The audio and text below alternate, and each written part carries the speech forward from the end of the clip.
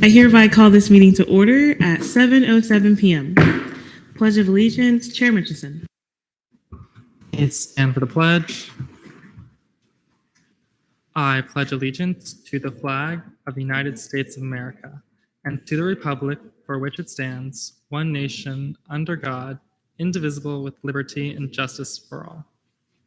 Please remain standing for the national anthem.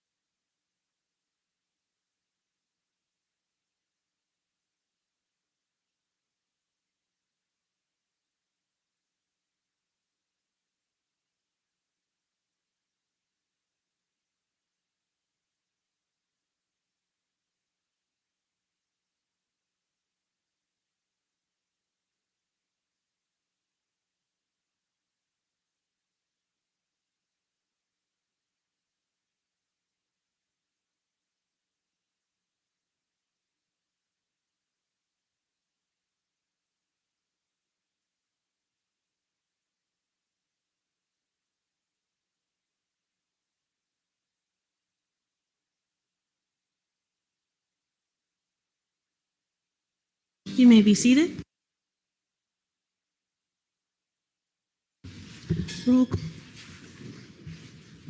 call and verification of quorum. Chair Hall.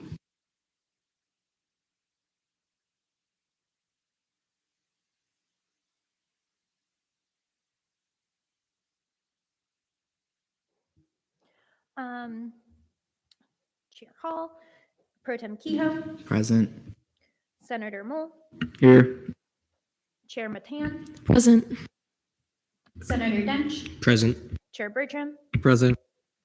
Senator Richard, Present. Chair Mitchinson, Present.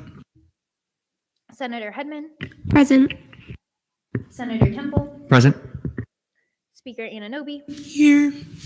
Chair Wanjin, Present. Senator Simcoe, Present. Chair Block, Vice Chair Lehman Williams,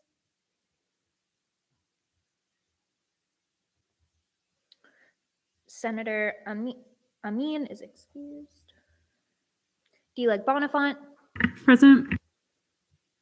Chair Galloway, Vice Chair Foster, Present.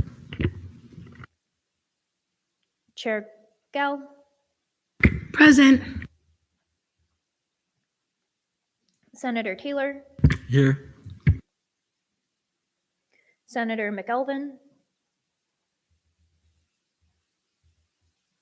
Senator Patel, Present. Senator Jacobs,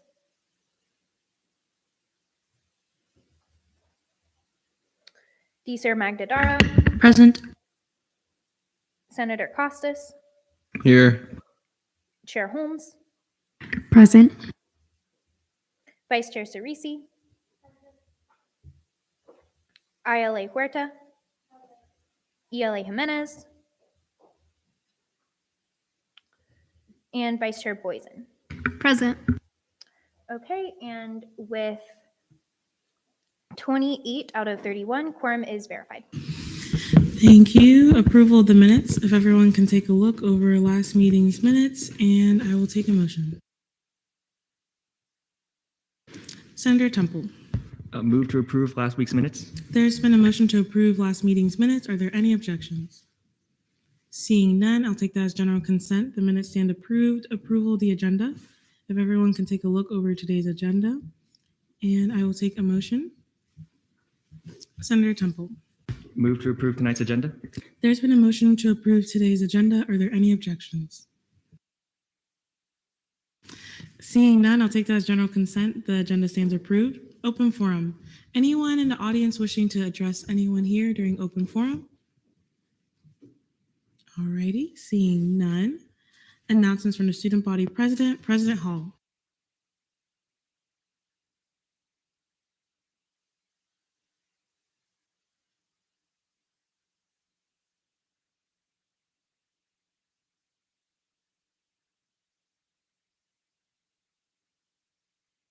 See you. Thank you for being here tonight. All right, so we're going to go together just to make it as quick as possible because I know y'all have a lot on your agenda. So we're going to tag team and give you spark notes. So I would like to appoint to the scholarship committee Michelle Prudence. A lot of this week has been focused on Day at the Capitol prep. So we are looking forward to a successful event this Tuesday. Look at our flyers that we're going to Get hand excited. out. Yeah. Yeah, it's going to be awesome. And just a reminder about the orientation tomorrow at 2 p.m. on Zoom. I'm looking forward to seeing you all there. So that will be great and provide a lot of insight for the coming event. So looking forward. How many of y'all are going to Day at the Capitol? Yay! That's awesome. Thank you so much. It's great to see how much we can collaborate on that kind of event too. So thank you for everything that Senate has been doing to make it come to fruition. Thank you. And now a little bit of an update on one of our initiatives, the Academic Archive. Brandon, our Academic Affairs Coordinator, has been doing a fantastic job meeting with university admin to get working on this. So it's in development right now. Just as a refresher, that's kind of a combination of a syllabus bank, so you can see past syllabi, as well as an updated version of that student perception of course component survey that you see in my UCF that doesn't let you, register for classes because it's always blocking your way. We're making 2 new versions of those components, and that's in development right now, and we're hoping to see the first version of it towards the end of this spring semester. So we're excited about that, and Brandon's doing a great job there. And then Austin will talk a little bit about the upcoming Valentine's Day event that the comms department is planning. Yes, we're super excited. I believe currently right now it's called the Wheel of Love, and we're going to be having we're still determining the location after conversations with the student union to get the most students there, either in the atrium or outside on the patio stage. And what it is, it's kind of that 360 video kind of thing, and it's going to be a Valentine's Day themed package. And so if you're single, and you can, love yourself, please, do it. If you have a best friend that you love, do it with them. Or of course, please do it with your significant other as well. We're super excited to have that available for students to kind of celebrate Valentine's Day. Absolutely. And then on a more serious note, that is also MSD Remembrance Day. And so we will be working with the student union to put out a remembrance little display on the Pegasus seal like they did in previous years. So please be respectful of that too on that day. And then just to jump ahead, I'll do Daniela's report too. Day at the Capitol again is this Tuesday, February 8th. Green Assembly will be February 17th at 6 p.m. Monday Mental Health Break. This is a collaborative event. Plants, Politics, and Popsicles is February 21st by the Reflection Pond. So we hope that y'all can make it. Yes. And so next, as far as my report goes for the Agency Department Strategic Planning Board, we met on Monday and we had a lot of different updates from the agencies regarding what they did previously this semester, this January, and then also upcoming events. A lot of them have some very big things happening upcoming, such as Spring Into Service with Alternative Break Program, as well as Nighthon has been really planning their main event. And so I will make sure to send out this information for all of you as far as what they're being working on. Faculty Senate Ad Hoc Health and Safety Committee, that was a big talk regarding Omicron and everything that's happening with campus response. They're continuing to test the wastewater for student dorms and everything, just to keep that as a tracking mechanism as well, on top of people going to the health center and getting tested as well. And then JP Vartanian and I, the Director of Student Affairs, are excitedly launching the UCF House Committee Initiative. That's a big passion project of mine, considering the housing insecurity that we have in Orlando.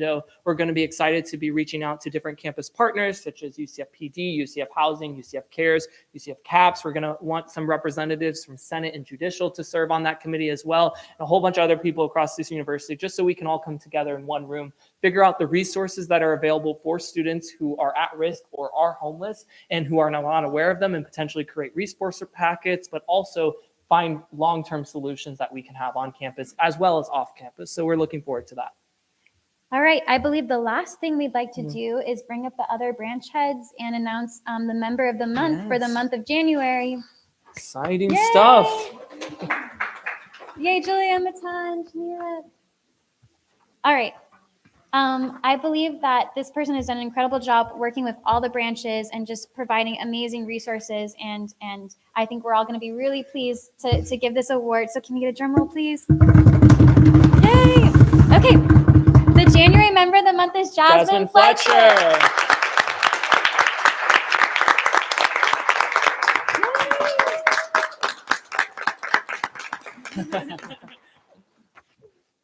Yeah, Yes. absolutely. Congratulations.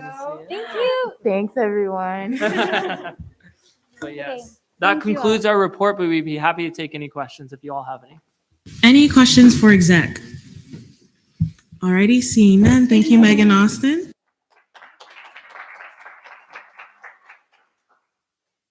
Alrighty, Comptroller's report, Comptroller Fabregas.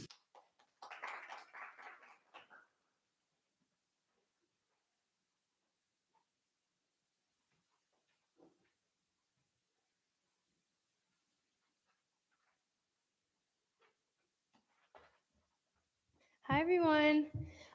So not much for me, but this week I've just been working a lot with like PRS for Day of the Capitol and like resolving all those issues.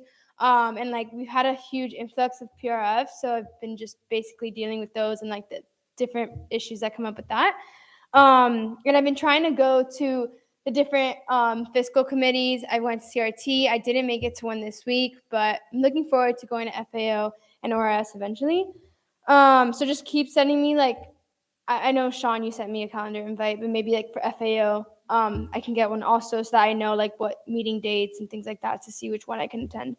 And then the CRT current account balance is $493,000 $493,000 and $605.32, with a reversion rate of 18.297%, and FAO is 193,755.43. And I don't have the reversion rate on this, but I have a picture of it.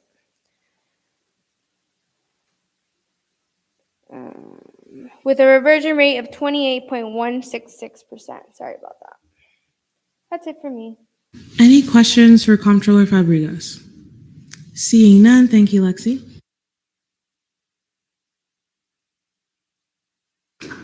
Alrighty, next up, Cabinet Forum, Attorney General Soto.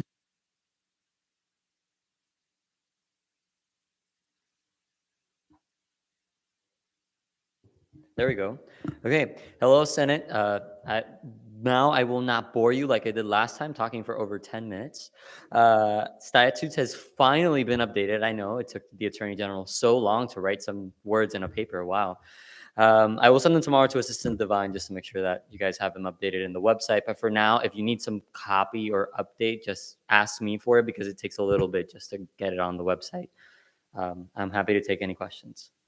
Any questions for AG Soto, Chair Block? Does that include Appendix A? Yes, Chair Block. It does include CRT appendix updates. So, yes. Anyone else with questions? Seeing none, thank you, Jan. Announcements from the Chief Justice. Chief Justice Gamera.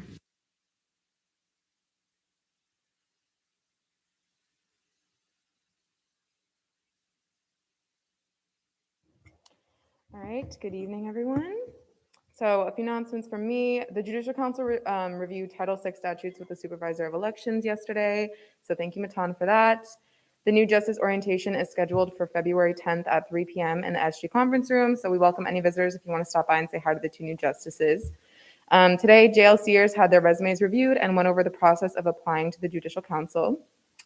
I have scheduled a meeting with Helen Popa, the Chief Justice at USF, which I'm really excited about. So we're going to discuss our shared roles and then potentially schedule a meeting between the USF and UCF councils to discuss better ways to serve students. JOC is planning a Volunteer with the Justices event at either the Arboretum or Knights Pantry. Very excited about that, so stay tuned. Precedent Committee has begun writing stances on parking appeals and will be presenting those to the General Counsel in the next few weeks. And lastly, we're working on getting a new student conduct and academic integrity advisor training with Michael Gilmer And once we've confirmed a time for that, I will let everyone know so that you can sign up if you're interested in serving as an advisor. That's all from me. Any questions for Chief Justice Camara? Seeing none, thank you, Julia. Announcements from the Supervisor of Elections. Sorry. Supervisor DeLaw.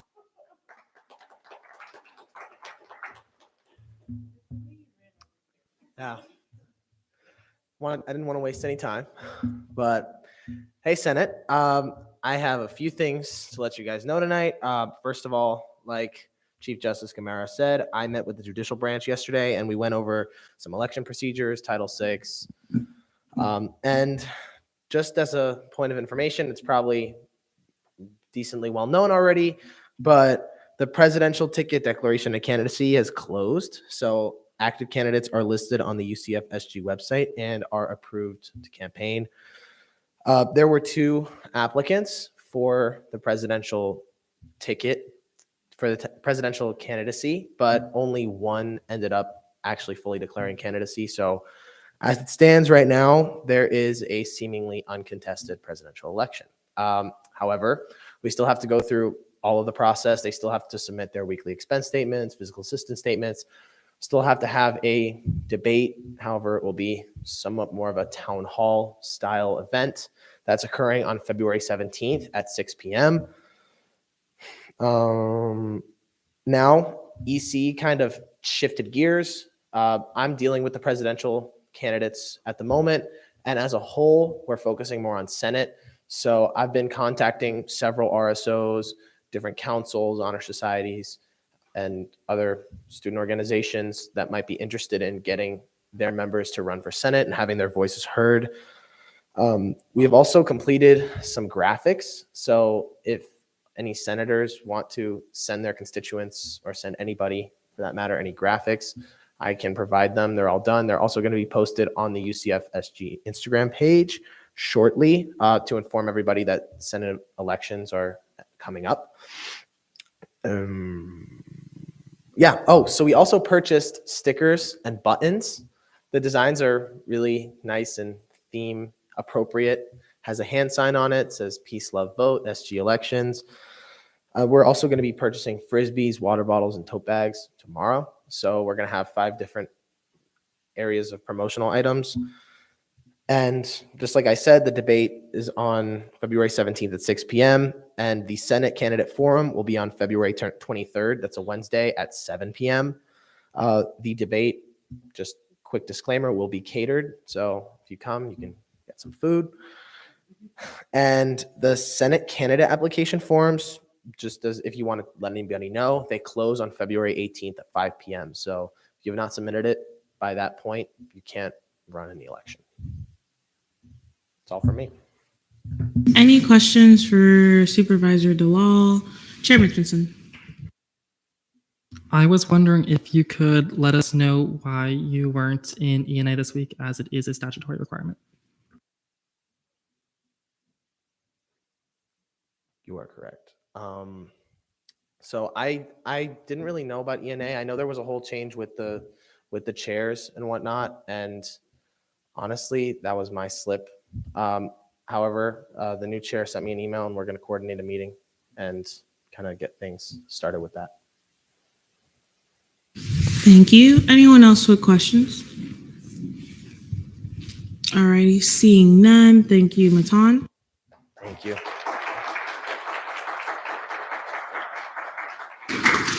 Announcements from the Activity and Service Fee Committee Vice Chair Mitchinson.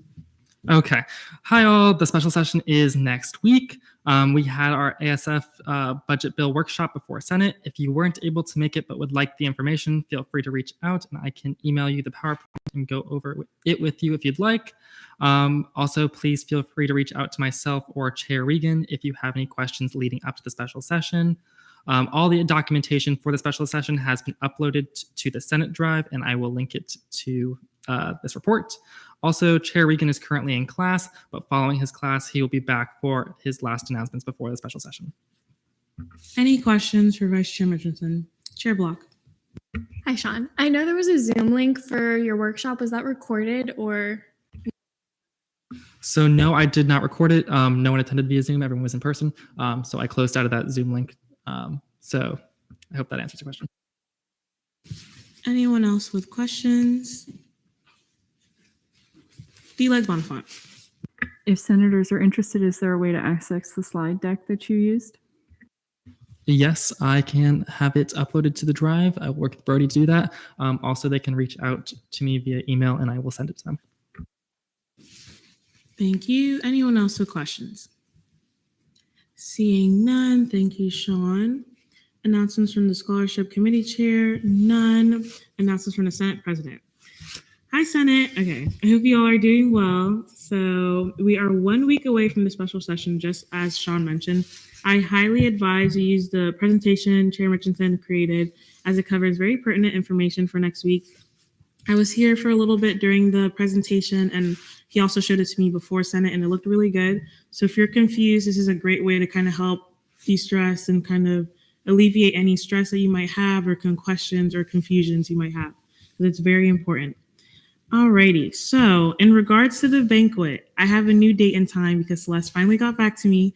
So our banquet is Friday, March 25th from 4 to 6:30 p.m. at Celeste. I'm so excited. Okay.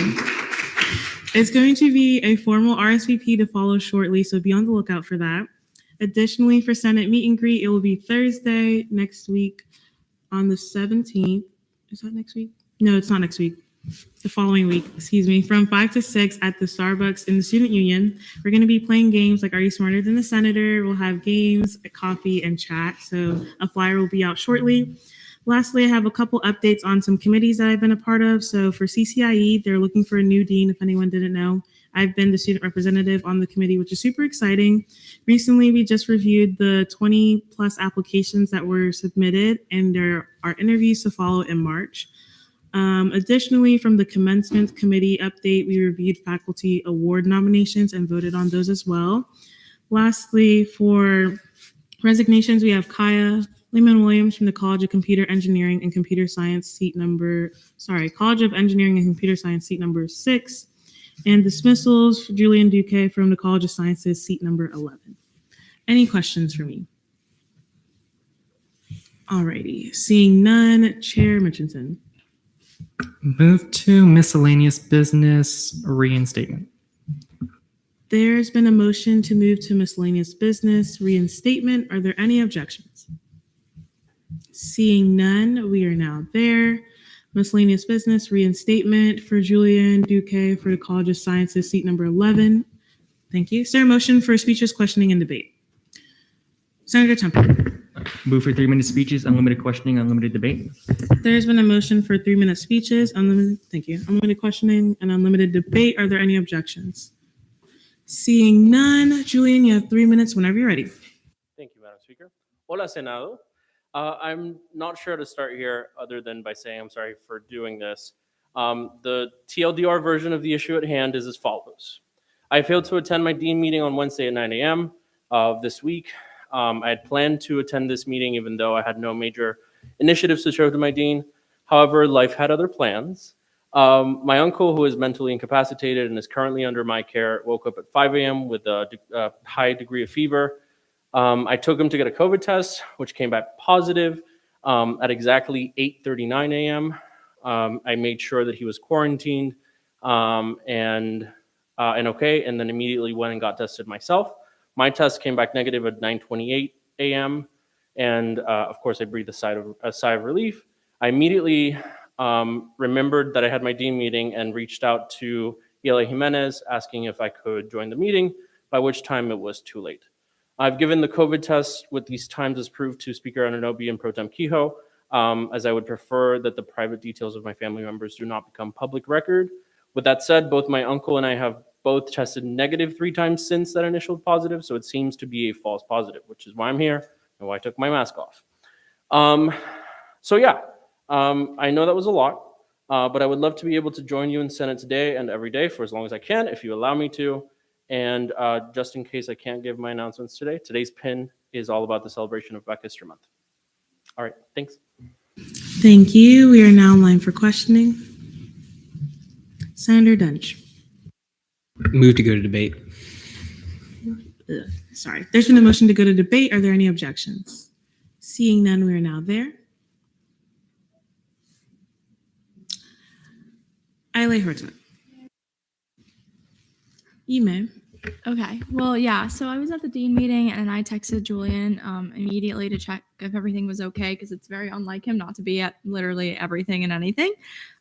So obviously I was really concerned initially, but Julian is exemplary as a senator. So I hope that we can reinstate him as obviously he cares and I care a lot for him to be here. So move to vote. There's been a motion to vote on this reinstatement. Are there any objections? Seeing none, we will now be in voting procedures.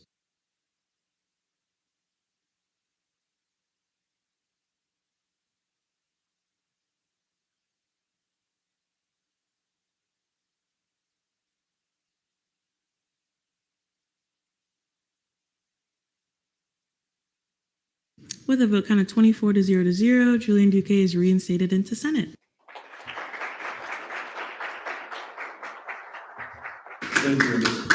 Welcome back. Chair Mickelson. Move to return to announcements from the internal legislative assistant.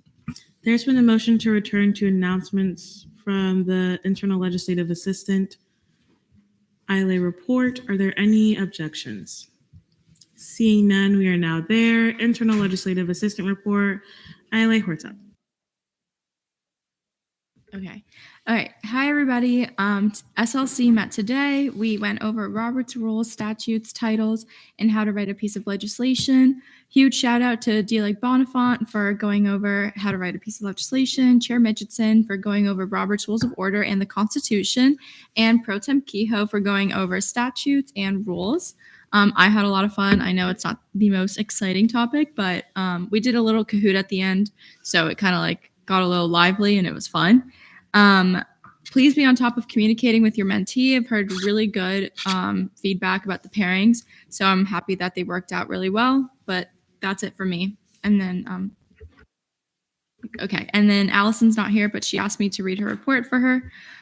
Good evening, Senate. This week we had dean meetings for the College of Sciences and the College of Arts and Humanities.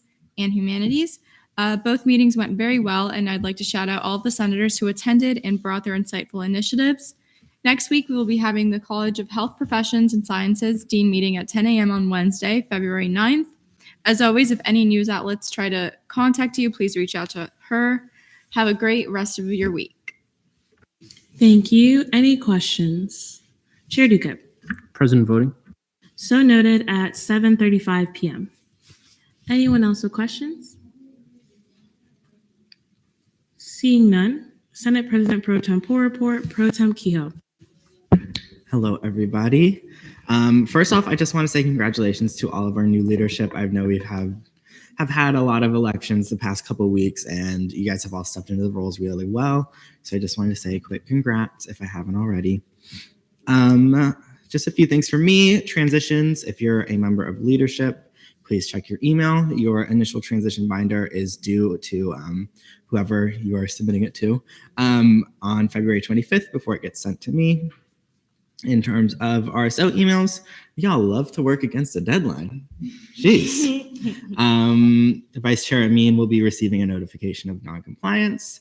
Senators who were confirmed during the month of January have one additional week to email their RSOs. Those are due next Thursday, February 10th. For initiative progress, it's been a really busy week, so there's not much to report, but we did have our first Senate orientation today, and I would like to think that it was very successful. Everyone that was there was very engaged, asked a lot of great questions, and I know all the answers. So I think it was a great orientation, so I'm really happy that that went over well. Lastly, just kind of more of a personal note, I guess. Myself and Coordinator Greenaway met with the deans of my college to discuss the future of the Performing Arts Center here on campus. It's been something they've been trying to get going for quite a while now, and they've worked with President Hall and Vice President Wilson on it as well. We got a lot of great information, and I'm going to collaborate with the senators from my college to kind of help them out. So expect some updates soon. That's all for me. Any questions for Pro Tem Kehoe? Seeing none, thank you, Nathan. Deputy Pro Tempore of Legislative Affairs report, D. Bonifant. All right, good evening, Senate, and happy Lunar New Year, even though I'm a couple days late. So I wish you have a prosperous and abundant New Year. Just so you all know, if you could please submit your legislation that you would like to be passed by this session, submit it. I say 3/3, I'm just remembering the deadline is technically the Wednesday before, but March 2nd. So then it can proceed normally through the Senate. If you do, send it to me after that. Of course, you all know how we can move legislation on along a little faster, but I love a good process. So please, March 2nd. Let's see. Oh, okay. So I approved 2 fiscal bills. I assigned them to me because it turns out I know the individual and see them regularly. So just makes things logistically easier. Then 2 resolutions and 1 proclamation will be adopted during caucus time tonight in SBA and GAP. So maybe see how that goes if you have not seen measures be adopted in committee before. I denied 2 fiscal bills and 1 internal bill. The fiscal were primarily over timelines. One was also better fit for an allocation. They were only requesting, I believe it was $125, and they're both going to be adjusting their applications. And then I also denied the internal bill. It was amending the same chapter of statutes being amended in Internal Bill 5326.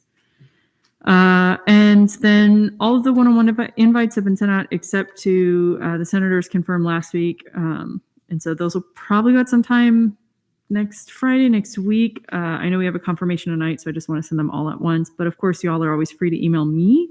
You don't have to wait for me to email you. And if you've already had a one-on-one with me, those are not like a one-time thing. Please, anytime, email me. I'm happy to meet with you. Or just email me and I'll write back a short novel. And you'll also see a link there that is a feedback form that I decided to ask you all to try and fill out for me. So I can put that information in the transition folder for the next DLEG. You do not have to fill out the seat number question. You don't have to tell me if you've actually written legislation, but of course I appreciate those answers. The other answers are technically required, but I guess hypothetically you could just write no for all of them, but I don't understand why.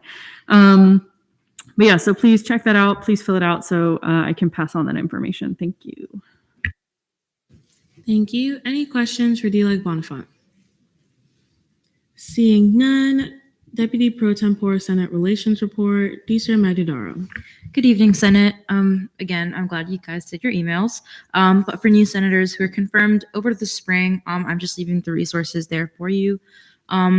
But other than that, I just have a link to one-on-one if you want to schedule one, as well as the feedback survey. And if you have any questions about transitions or the transition binder specifically, feel free to reach out to our office or the Speaker's office. Yeah. Any questions for Deeser Magdadaro? Alrighty, seeing none, thank you, Cheska. Caucus reports, APIA caucus, Chair Magdadaro. Awesome. All right. So the Asian Pacific American Heritage Month, the celebration, we have confirmed dates. It'll be launched on March 14th through April 16th. Obviously, kind of the later end of that, I guess, celebration will not be within the session, but hopefully we are trying to get, trying to help APAC work with them to kind of help in the celebration of this. Also, our next meeting will be on the 15th of February.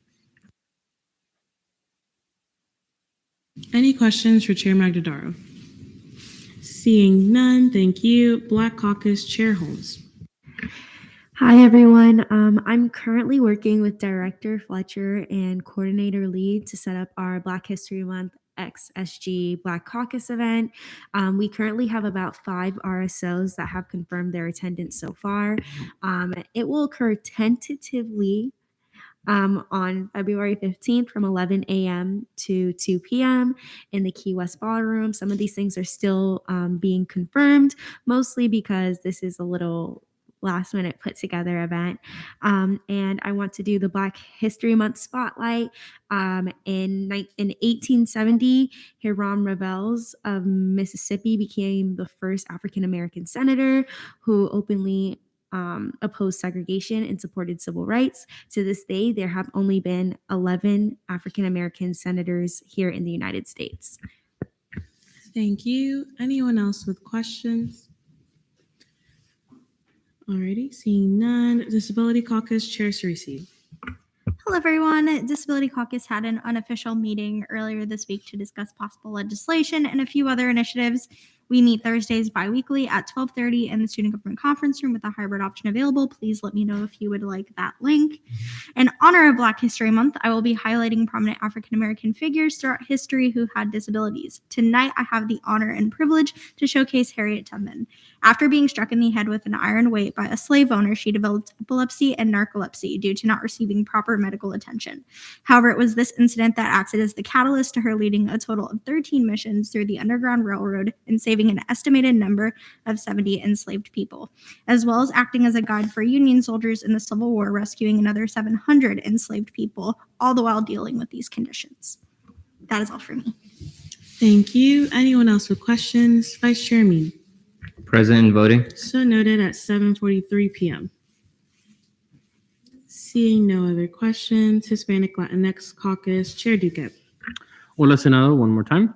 My updates are brief today. We did not meet this week, but the work of the Latinx Task Force for RSOs is slowly moving along. We've had numerous conversations over the week about the mission and vision of the task force. The most important thing that RSOs want is effective and efficient collaboration, and the caucus is happy to help with that alongside our partners at the Mass office. I will also be attending meetings to finish the planning for the Latinos in Action Conference on March 4th, and I will give you updates on that soon. And again, today's pin is meant to commemorate this very important month wherein we celebrate the often horrific history of the Black community in America and around the world. Anti-racism is more important today than ever before. Any questions for Chair Duquette? Chair Bertram. Could you explain the task force a little bit more? Yes and no. So it's a very open group right now. Again, we're not like super announcing it. But the idea is that it is a group that will meet once a month of Hispanic Latinx RSO heads. So that doesn't necessarily mean president, it could be other board members. And the idea is that it's meant to foster collaboration, and it's also meant to foster the ability to create larger events. So they have some ideas for stuff that they want to do, but we sort of want to have that happen. So again, we've made the caucus meetings open and available for them to also do the same thing. But obviously, I'm perfectly fine attending these meetings. Anyone else with questions? Seeing none, thank you. LGBTQ+ Caucus, Chair Bertram. Hello, everybody. We met today and further discussed our spring event. Vice Chair Gell will also be representing some LGBTQ+ scholarships and scholarship committee, which will be exciting. Lastly, we began drafting legislation regarding some of the bills being considered during the Florida legislative session. So if you are interested in learning more about it or helping out, please feel free to message me. And our next meeting is Thursday, February 17th at 12 p.m. Any questions for Chair Bertram? Seeing none, thank you. Women's Caucus, Vice Chair Costas. Hey everyone, so Kaya wanted me to read you some of her announcements. Hi y'all, I can't believe these are my last announcements and I was going to give a speech, but I will do it here. I have resigned from Senate due to academic, finance, and transfer-related things. I'm going to miss everyone and everything about the Senate. If you ever want to hang out or talk, let me know. I hope everyone has a good rest of the session and good luck with the budget hearing. Shout out to Lauren Bonifant for always being there for me and calming me down. And shout out to Jonathan Taylor for being the best mentee. I am going to miss you. Women's Caucus does need a new chair though, so if you need any advice, let Kaya know. Also, please join the Women's Caucus. We want to build a strong coalition focused on improving the lives of women at UCF in Florida and around the world. We have a lot of big and amazing events planned for this semester, and we welcome all the help we can get. Please reach out to me or the new chair, who we will know is soon. And if you have any questions, just reach out to me or the new chair. And our next meeting is Monday at 2 p.m. Any questions for Vice Chair Costas? Seeing none, thank you. Unfinished business, none. Fiscal Committee caucus time, none. Fiscal Committee reports, CRT Committee Chair Block. Hi, Senate. So this week in committee, we reached allocation 200. This means that the committee has seen over 200 allocations this session. So amazing work, CRT. I'm excited for all of y'all. In a normal non-COVID year, fun fact, I'd probably get close to 1,000. So this is kind of low for us. But in terms of the allocations, this week we approved 11. You can see the numbers there. I'm not going to read them out for y'all, but they're in the agenda. And for bills, we approved Fiscal Bill 5340. I also wanted to note that Chair Matan and I were able to attend the College of Business Student Ambassadors meeting yesterday. It was a great time, and it was a great opportunity for us to answer some funding questions for RSOs and individuals. I also wanted to note on a more serious note that while you're communicating with RSOs and individuals, if anyone is mean to you or makes you uncomfortable, please let me know so that I can handle it and take it from there. I don't want any of you having hurt feelings or anything from these RSOs or individuals if they might be aggressive with you. We want to ensure that you're all feeling comfortable and the RSO and individuals are feeling comfortable. So currently CRT is very overwhelmed with requests, and Jonathan and I have been answering emails and phone calls constantly. If we don't get back to you, feel free to text me and I'll make sure it's higher on my list. If it's urgent, I get a ton of emails. So if I don't see it, please text me and I'll make sure to respond to you. Also, CRT would love to have some new members. And if anyone is interested in running for CRT chair in the 54th session, feel free to reach out to me. And finally, introducing a new segment, Taylor's Tasty Treats, and I yield to my vice chair. Thank you, Chair Block, for developing this segment. So this week we tried carrot cake Oreos, and the general consensus of the committee was positive, with many of our members enjoying them. Senator Temple said they were surprisingly addicting, and this is coming from a guy who doesn't like carrot cake. I was shocked to find that they didn't at all taste like carrots, but Speaker Anunoby disagreed with Senator Temple loving carrot cake, but also agreed that the Oreos were good. So if you guys haven't tried them yet, we would all recommend you try them. Thank you. And they are actually really good. I had a couple in my office. Okay. Anyone with questions? Chair Galloway. Present and voting. So noted at 7:49 p.m. FAO Committee Chair Matan. All right. Hello, everyone. Kind of just to start it off, some of you are probably like, whoa, what happened with the change in FAO leadership? So I'm going to read through the report real quick, and I'm actually going to turn it over to Senator Dunch real quick. But a huge thank you to the FAO committee for their confidence in me and trusting me to step into this role. I am super excited. And also congratulations to our new Vice Chair Richard. Yeah. Awesome. So the budget update, all the numbers are right there. I won't keep you all here any longer than you need to be. But this week in FAO, we approved 4 allocations. We denied 1, postponed 3, and PPI'd 2.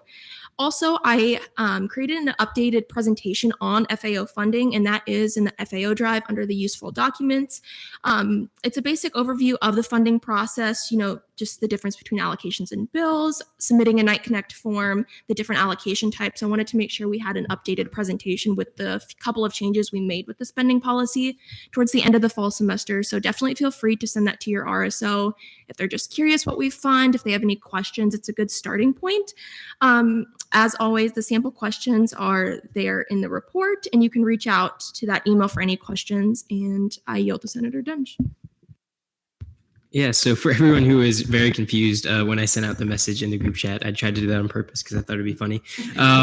So I'm not leaving Senate. However, I did just receive an internship with the CWEP program here at UCF, which works with Lockheed Martin. And in order to ensure that everyone that goes through FAO and every senator here, gets the it's taken care of most properly. All the RSOs that are going through FAO receive the full attention. I decided to step down as chair and let someone else take over the process. With that being said, I'll still always be here to answer questions about FAO stuff, but also with that, Hannah and the new vice chair are more and more than capable of answering any questions and handling everything with FAO. Nobody should even notice a difference. There shouldn't really be any transition time because everything should be good. so yeah, I don't know how Arian does it. She's also doing the same internship. I don't know how she does both the chair position and the internship. So please be nice to her when she doesn't answer your email right away, because I had so many emails stacked up. But yeah, so yeah, there really shouldn't be any big transition or anything like that. It should be very seamless. But yeah, thank you. Thank you. Anyone else with questions? Chair Duque. One suggestion and one question, if I may, Madam Chair. Okay, my suggestion is for the new chair, you should definitely have some carrot cake so that you can keep your position. Maybe it'll help. But anyway, my question is, why was allocation 53-188 denied? Yes, if I remember correctly, because that was the only one we denied, they were requesting t-shirts, and per our spending policy, we can't fund t-shirts or any non-accessory items. Thank you. Anyone else with questions? Alrighty, seeing none, thank y'all. ORS Committee, Chair Mitchinson. Good evening, all. This week in committee, we saw the verification of purchase form for Fiscal Bill 5306, which was postponed, in addition to approving the verification of purchases form for Fiscal Bill 5317. We also held post-funding hearings for Fiscal Bills 5310, 5321, 5324, and 5329. Lastly, I've been working with Dr. Posey and the business office to close accounts past their reversion dates. Anyone with questions? Seeing none, thank you. Fiscal legislation. Notice of legislation on first reading, none. Notice of legislation on third reading, bills. Fiscal Bill 5337, funding for Filipino Student Association to host a Tale of Soror in UCF Pegasus Ballroom on March 20th, 2022, introduced by Disha Magdadaro. Is there a motion for speeches, questioning, and debate? Chair Cerisi. Move for 3-minute speeches, unlimited questioning, and unlimited debate. There's been a motion for 3-minute speeches, unlimited questioning, and unlimited debate. Are there any objections? Seeing none, the motion will stand. Jessica, you have 3 minutes whenever you're ready. Yeah, so no changes have been made as far as changes made in the last reading. But yeah, pretty much self-explanatory. I yield my time. Thank you. We are now live for questioning unless someone would like to make a motion. Senator Temple. Move to debate. There's been a motion to go to debate. Are there any objections? Seeing none, we are now in debate. Senator Temple. May I retain? You may. All right, so pretty self-explanatory, and I just want to say I didn't get the chance to speak on this last time, but I really do support what the FSA is doing because it is a national holiday, and I really do cherish my Philippine culture and actually reconnecting it. So with that, move to vote. There's been a motion to vote on Fiscal Bill 5337. Are there any objections? Do you withdraw? Of course. Do you like Bonfont? The amount being allocated is not the same as the Senate contribution, so I'm figuring that out. Disha Magdadaro. Yes, so it is just to reflect the 10% sanction on them. Yeah, so the allocated amount needs to be the same. I'm not saying that the FSA contribution and Senate contribution aren't matching. I'm saying that we're saying that the Senate contribution is 2,783, and then the allocated amount listed in the first therefore clause is 3,100.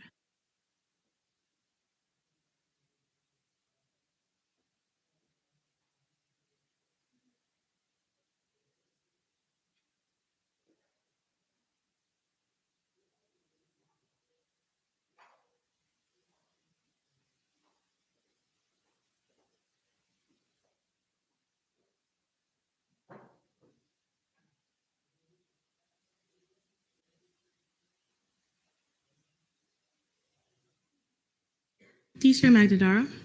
Move to see my amendment. There's been a motion to see Disha Magdadaro's amendment. Are there any objections? Seeing none, would you like to speak on it? Would you like to make a motion? Move to vote on my amendment. There's been a motion to vote on the amendment. Are there any objections? Seeing none, we will now be in voting procedures.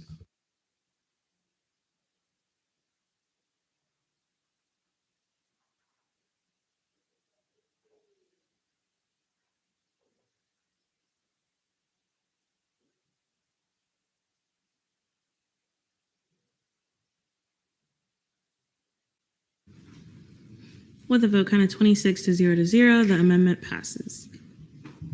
We are still in debate over Fiscal Bill 5337. Senator Temple. Move to vote. There's been a motion to vote on Fiscal Bill 5337. Are there any objections? Seeing none, we will now be in voting procedures.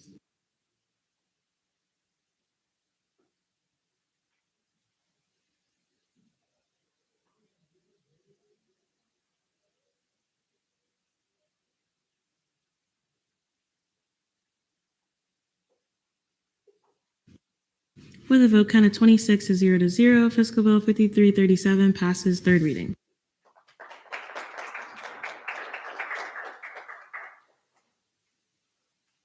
Alrighty. Resolutions none, special acts none. Notice of legislation on second reading. Bills. Fiscal Bill 5340, funding for 24 members of student professionals for industrial organizational psychology to travel to the 2022 Society for Industrial Organizational Psychology Annual Conference in Seattle, Washington from April 27, 2022 to April 30th, 2022. Introduced by Deeser Magdadaro. Is there anyone from the Student Professionals for Industrial Organizational Psychology Board? Welcome. Oh my gosh, you all came.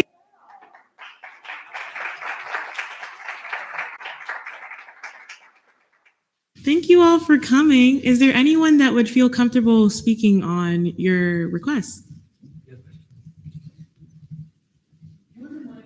Yeah, of course.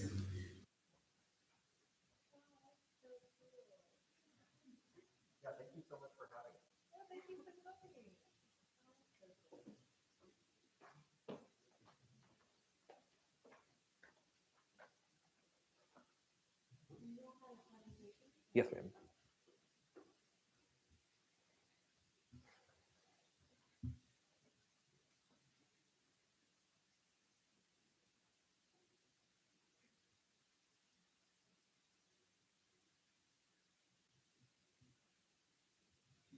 Do I push this? Up. Sorry. So we are student professionals for IO Psychology, Industrial Organizational Psychology, and we're requesting funding for the 2022 conference in Seattle from the 28th to the 30th. Next slide, please. Thank you. So there are 61 active members of SPIOP. Our members pay $20 dues on time, $30 if they're late. A lot of our activities, we like to do a mix of academic and applied activities for our club. So we'll do professional mixers, networking type things, as well as research-focused activities for our club. So, thank you.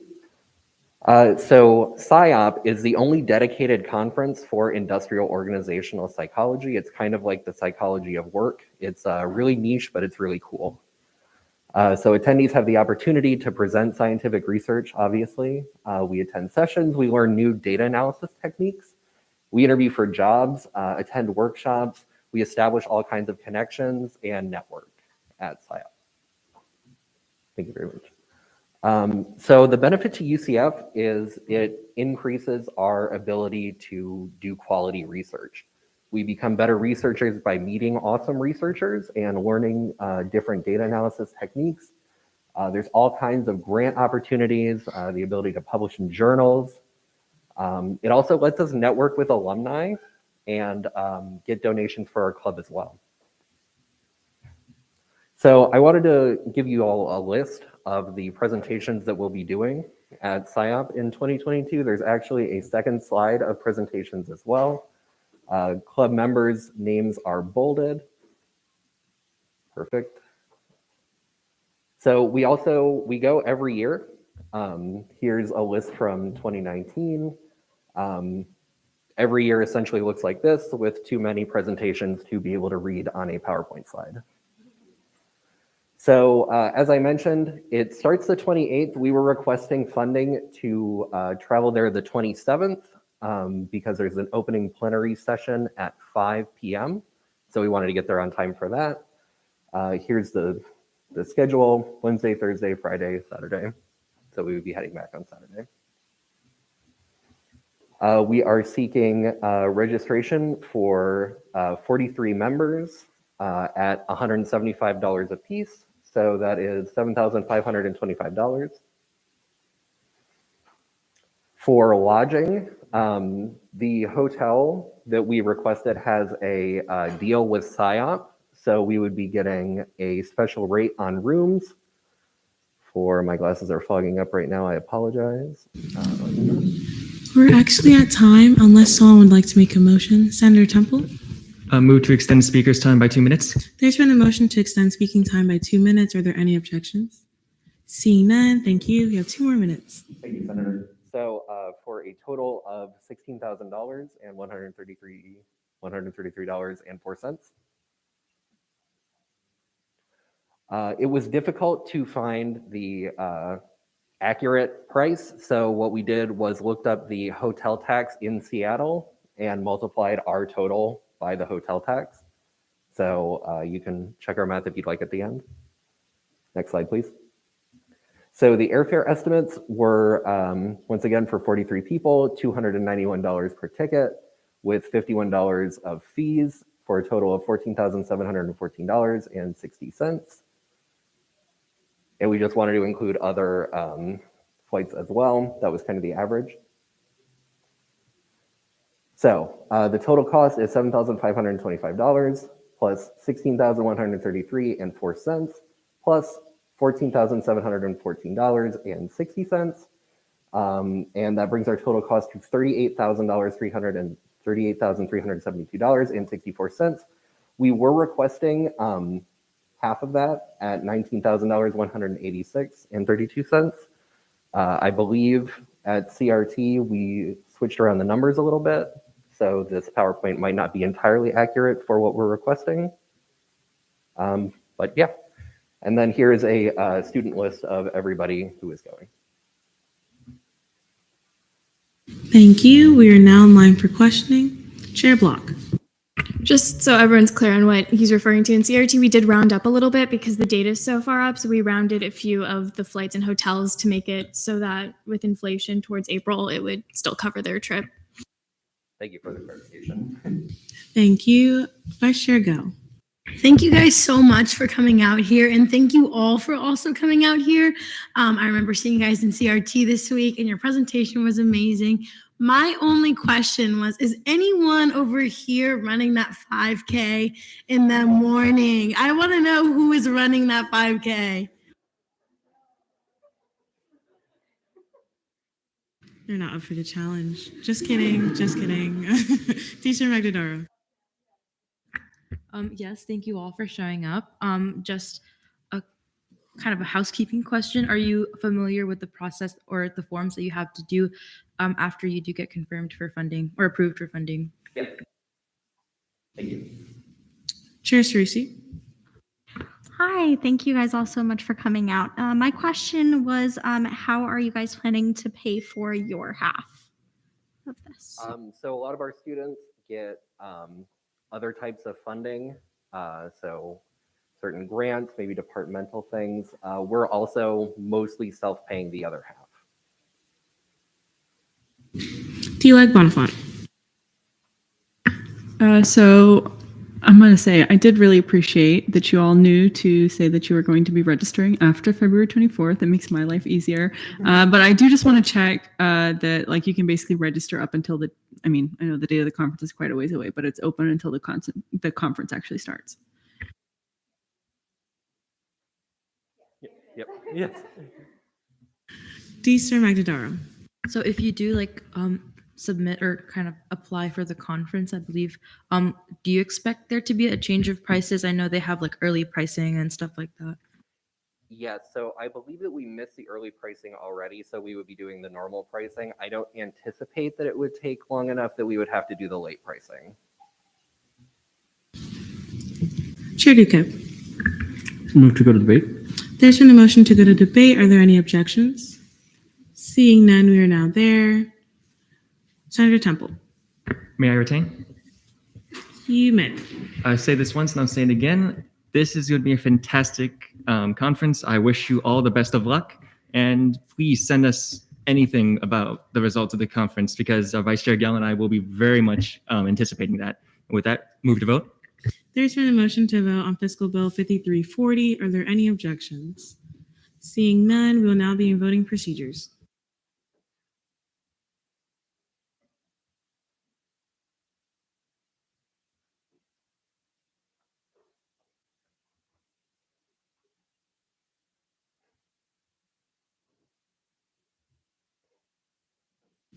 With a vote count of 26 to 0, fiscal bill 5340 passes second reading.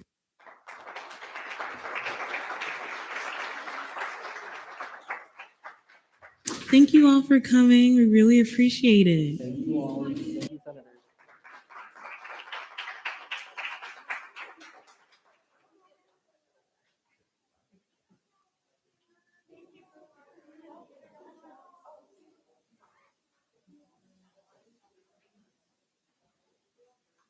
Alrighty, resolutions none, special acts none, internal committee caucus time.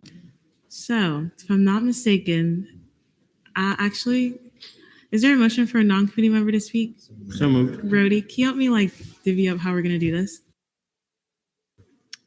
Sure. How would you like? Well, what do you need?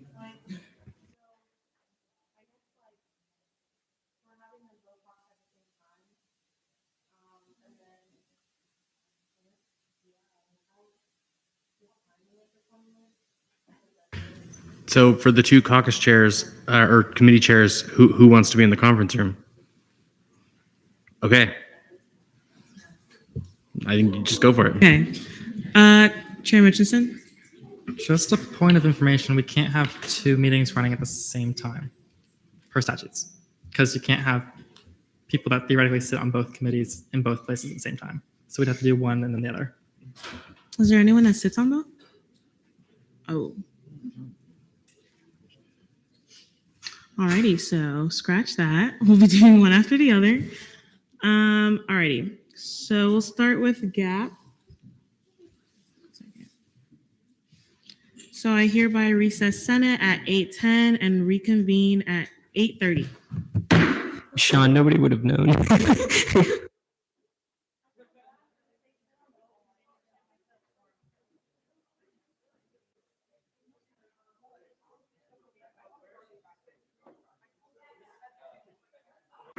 If you're not going to be in here for GAP, please exit quickly so that GAP can get started efficiently.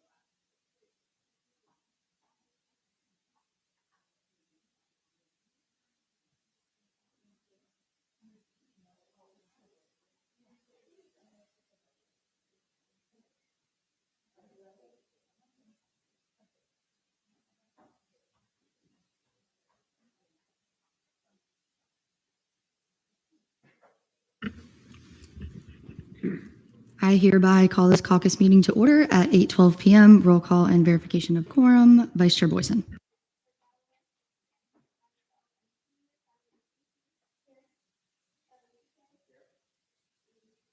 Senator Hall? Senator Hedman? Here. Senator Holmes? Senator Costas? Here. Senator Simcoe? Senator Temple? Eli Jimenez? Absent. Pro Temp Rep? LGR Rep vacant. And Gaconsueto absent. Quorum is verified with 9 out of 11.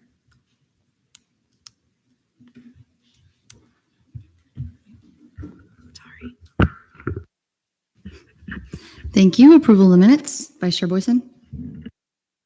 Move to approve last meeting's minutes. There's been a motion to approve the minutes from last meeting. Are there any objections? Seeing none, approval of the agenda.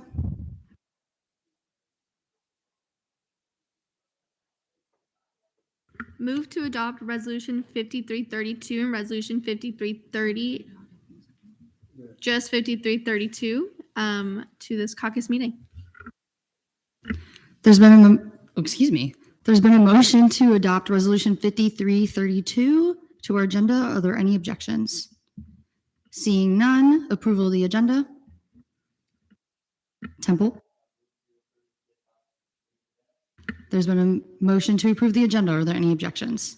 Seeing none, the agenda stands approved. Open forum. Anyone wishing to speak during open forum? Okay, seeing none. Announced from the chair. Hello, y'all. I did not have a random sports fact prepared, but I will throw a random one out.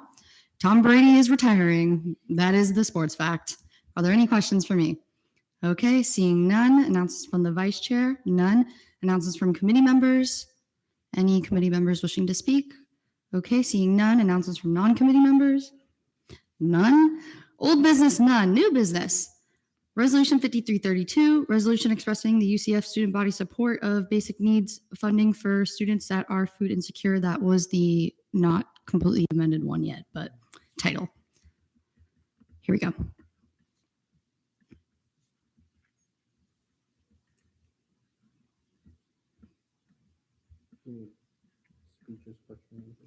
Here we go. Is there a motion for speeches, questioning, or debate? Move for 1 minute speeches, 1 minute, well, unlimited questioning, unlimited debate. There's been a motion for 1 minute speeches, unlimited question, 1 minute speech, unlimited questioning, unlimited debate. Are there any objections? Seeing none, I'll give, okay, Bonfont, go ahead.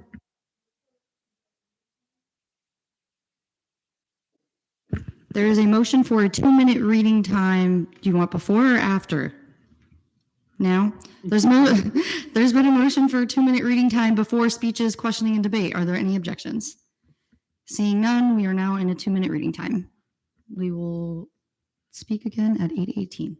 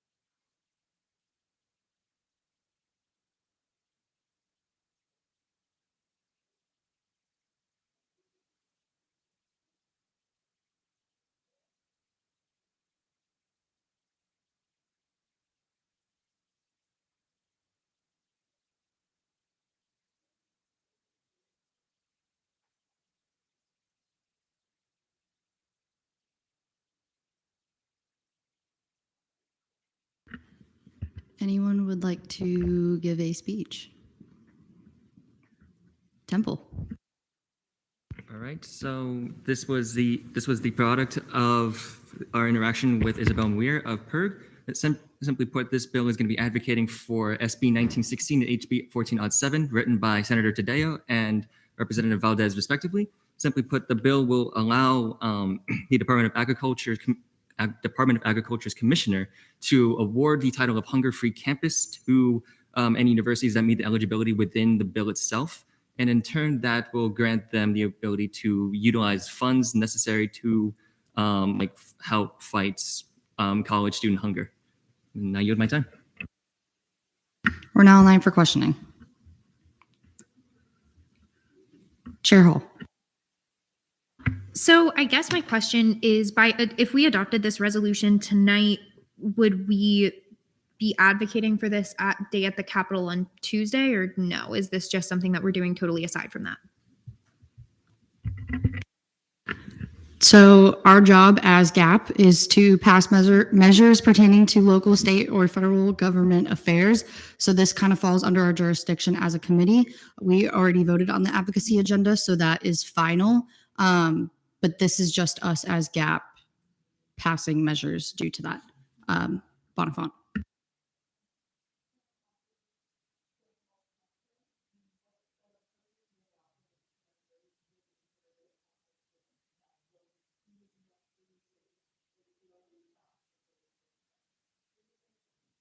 Yes, so the regular session convenes March 1st. So the committee meetings are done on March 1st in the Florida legislature.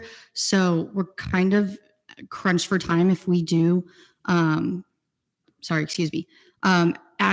GAP is supporting this and as it is a main priority for our student body, have we wait any longer, there's a chance that it may fail in committee meetings and may not even make it to the floor of the Florida session. So the reason that we are adopting it and trying to push it through all 3 readings tonight is to make sure that we can pass this to all the committees that will be seeing the bill in the Florida legislature. The sooner we do it, the better chance we have of making sure this does go into effect. Duque.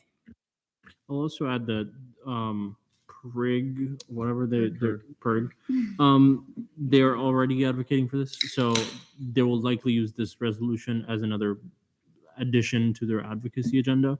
And also the fact that the things that Senate and GAP pass may not be the only things that our students may want to advocate for is also important.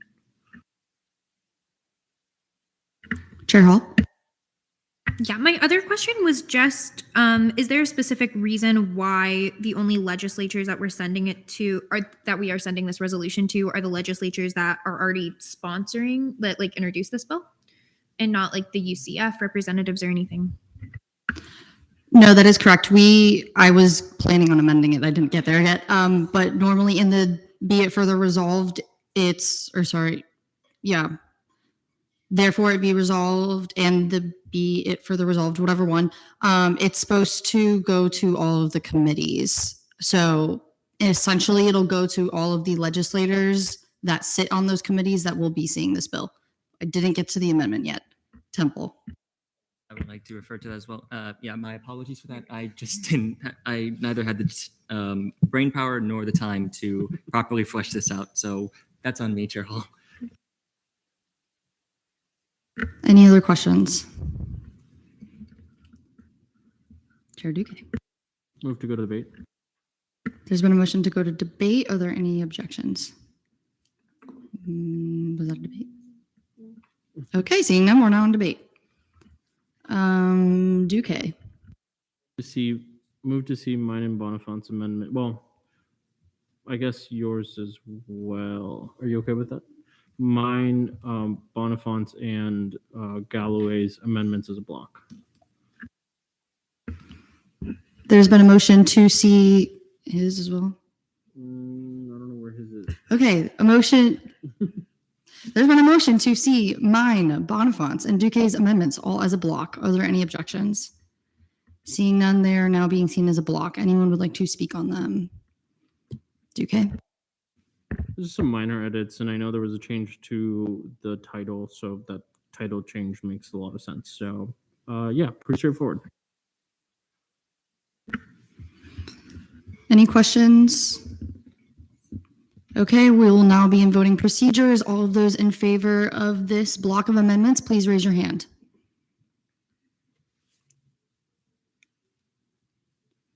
I think I counted right. Yeah, 11 of us. Okay. With a vote count of 11 to 0 to 0, the block of amendments pass.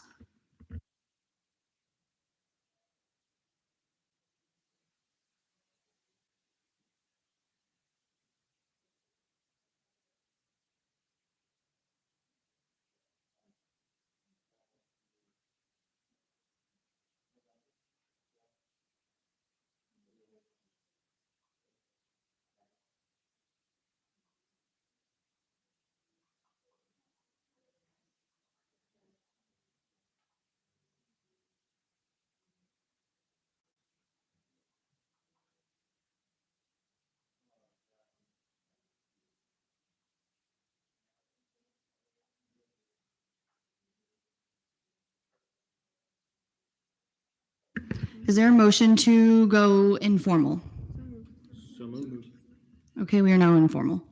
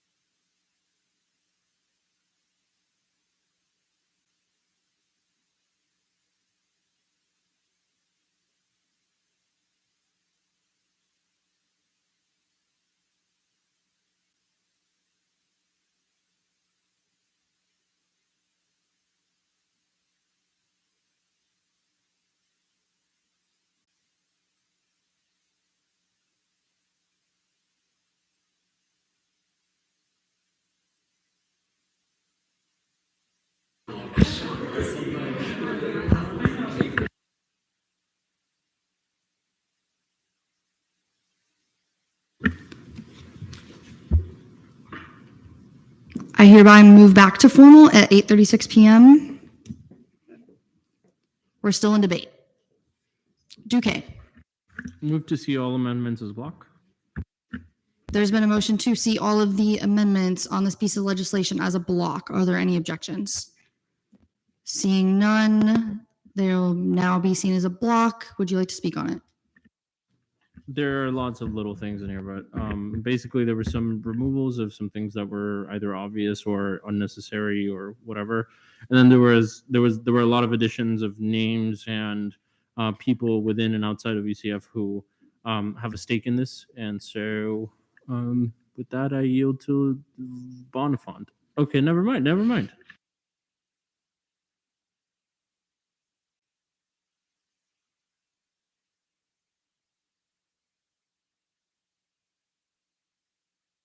Are there any questions? Okay, we will now be in voting procedures. All those in favor of this block of amendments, please raise your hand. With a vote count of 11 to 0 to 0, the block of amendments passes.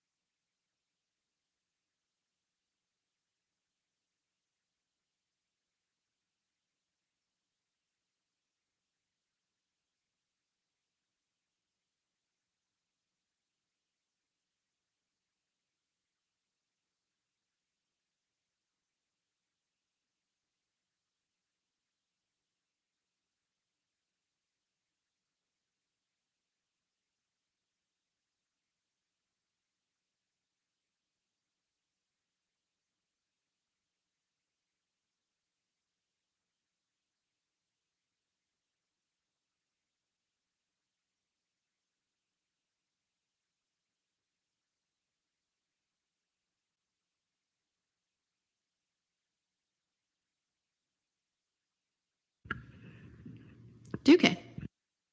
Move to vote.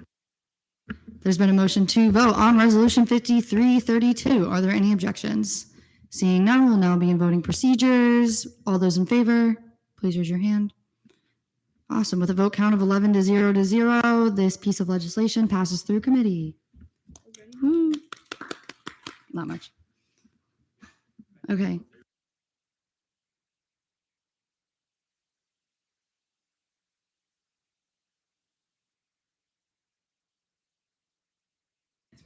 Ten to 0 to 0, sorry, technical error.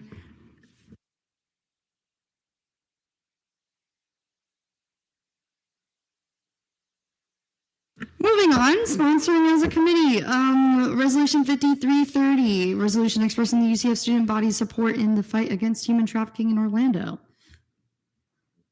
I wanted to vote on sponsoring this as a committee because this is actually one of our bills that we're advocating for on our advocacy agenda for Day at the Capitol. So I felt that it would make sense as GAP committee to support it. That's my speech. Anyone have any questions or debate on this topic? Temple. Duque.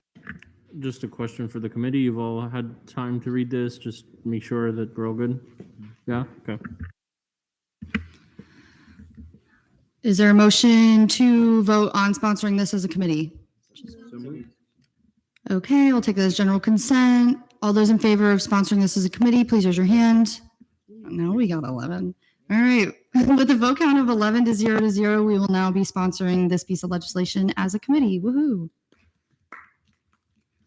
Member discussion. Anyone wishing to speak during Costas? Maybe I should have made this during announcements earlier, but me and Senator Temple are working on gathering a big group of people to write a resolution, a GAP resolution against House Bill 5, which would say that rape, human trafficking, and incest don't count as a reason to get an abortion under the first 15 week or after 15 weeks of presidency. And some of the Republicans that are trying to slap that down are saying that a victim of rape would get an abortion because the perpetrator of the crime would want to hide their crime. I think that's a vicious take, and I think we need to combat this as a committee. So if anybody would like to work with us next Wednesday, we're going to write up a resolution all together and get that going. Are there any questions for Costas? Okay, seeing none. Also, that was members' discussion, so that was actually pretty good. You were right on par. I thought you were raising your hand. Okay, any other members wishing to speak during member discussion? Seeing none, miscellaneous business? No Oreo facts or anything? Okay, that's fine, I guess. Temple? There's been a motion to adjourn pending final roll call. Are there any objections? Seeing none, we are now in final roll call. Vice Chair Boyson. I hereby adjourn this caucus meeting at 8:42 p.m. Thank you all.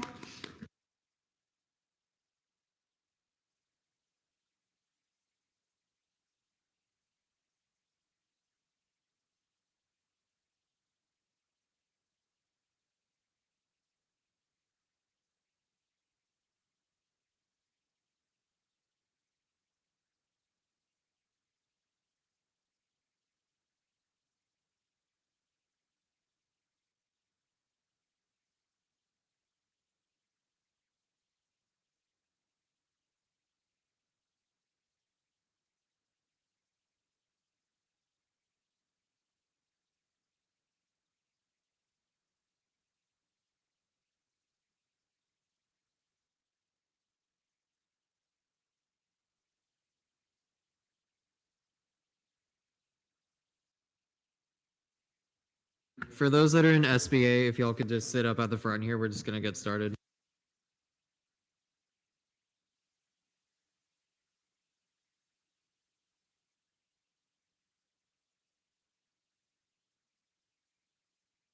Okay.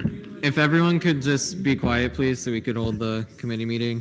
I hereby call this meeting to order at 8:43 p.m. Roll call and verification of quorum. Vice Chair Gell.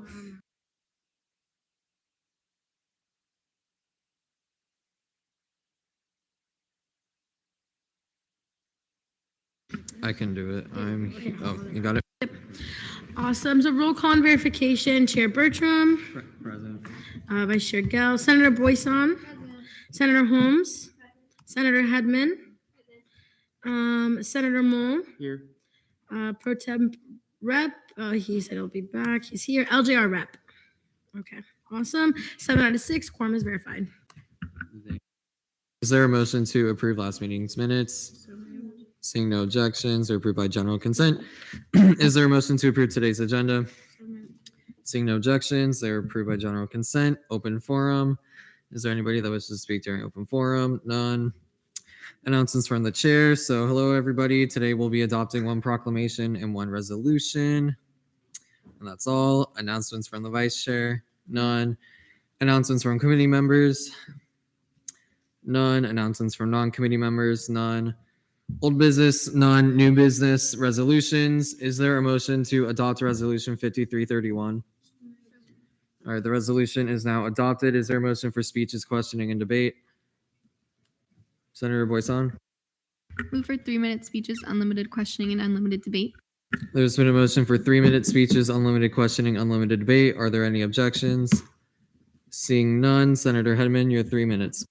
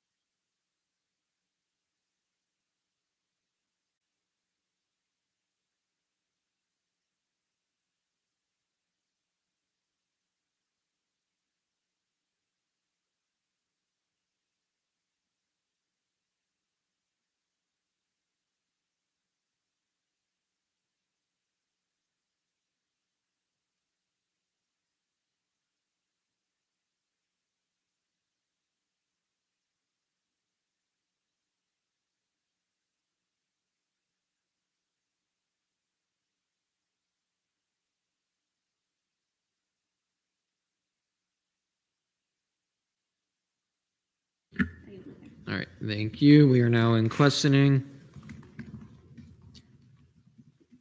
Seeing no questions, we're now in debate. Senator Moore. I'm finding more information about it, but I was wondering how would we all feel about including another whereas clause about the third Nazi protest that happened on Tuesday, I believe, or Monday on Maitland. Is Maitland too far out of our reach, or should we include it? Like, Sorry, who's that directed to, or is that for the committee? that's just directed at the committee. I would say, do research now, and then assuming it's being seen on second reading, you could just add it in there. If that's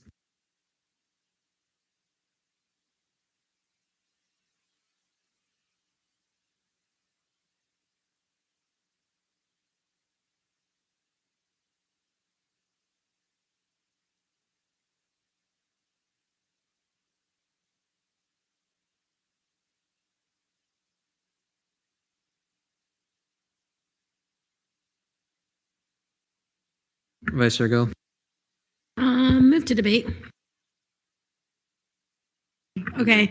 I think this is an awesome resolution. I really appreciate Senator Hedman for taking the time to do this. With that, I encourage you all to vote in favor. And with that, may I retain? Nope. Senator or Chair Holmes.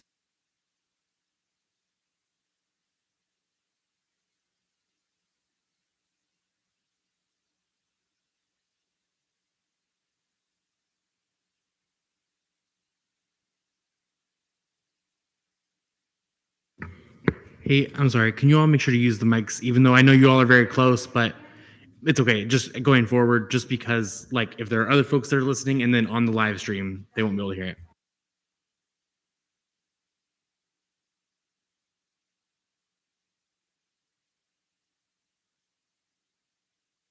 Vice Chair Gill.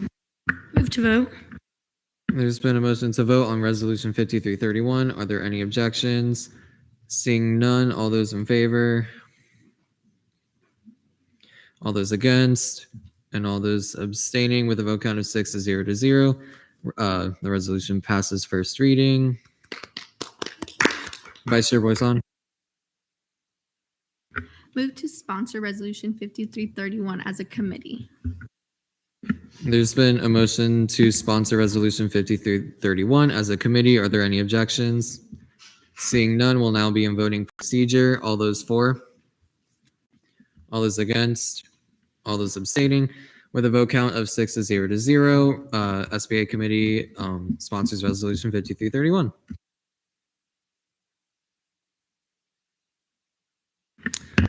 Perfect. Proclamations. Is there a motion to adopt Proclamation 5309? Moved.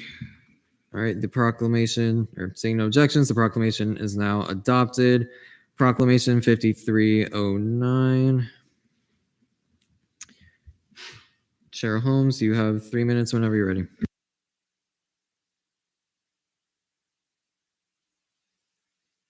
I'm so sorry, y'all.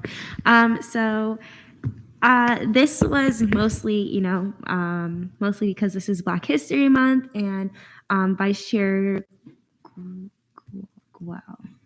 Gal. I'm so sorry. I'm really bad with pronunciations. Gal. Vice Chair Gal spoke to me during the SBA meeting on Monday and encouraged me to write a proclamation regarding the Black/African American community, which I really appreciate. So this is something that, I found and I wanted to bring to the attention of different Black RSOs that were on campus and, just Senate in general, that recognizing February 7th as National Black/HIV/AIDS Awareness Day. And I will also be providing awareness pamphlets to Black RSOs regarding, this epidemic, considering Florida is the lead in the nation with HIV cases. So I yield my time.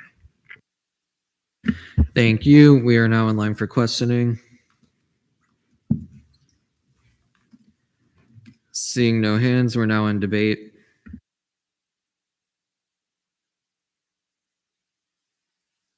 Vice Chair Gill. Yeah, after looking through this proclamation, it's very well written. I encourage you all to vote in favor for this. And with that, Mary Jane.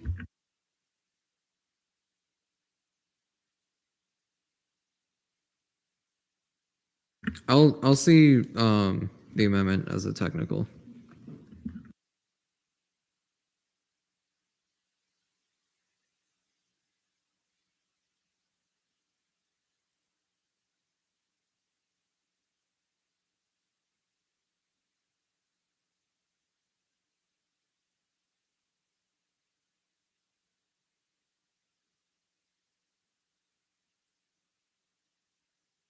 I will take a motion.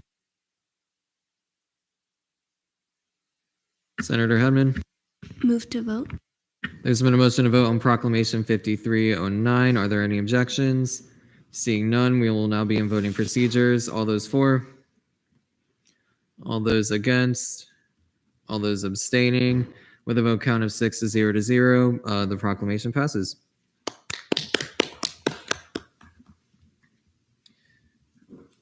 All right, new special projects none, concern forms none, member discussion. Are there any members wishing to discuss a particular topic? None. Miscellaneous business? None. Is there a motion to adjourn pending final roll call? Vice Chair Gell? Same as initial. Thank you. I adjourn this meeting at 8:53 p.m.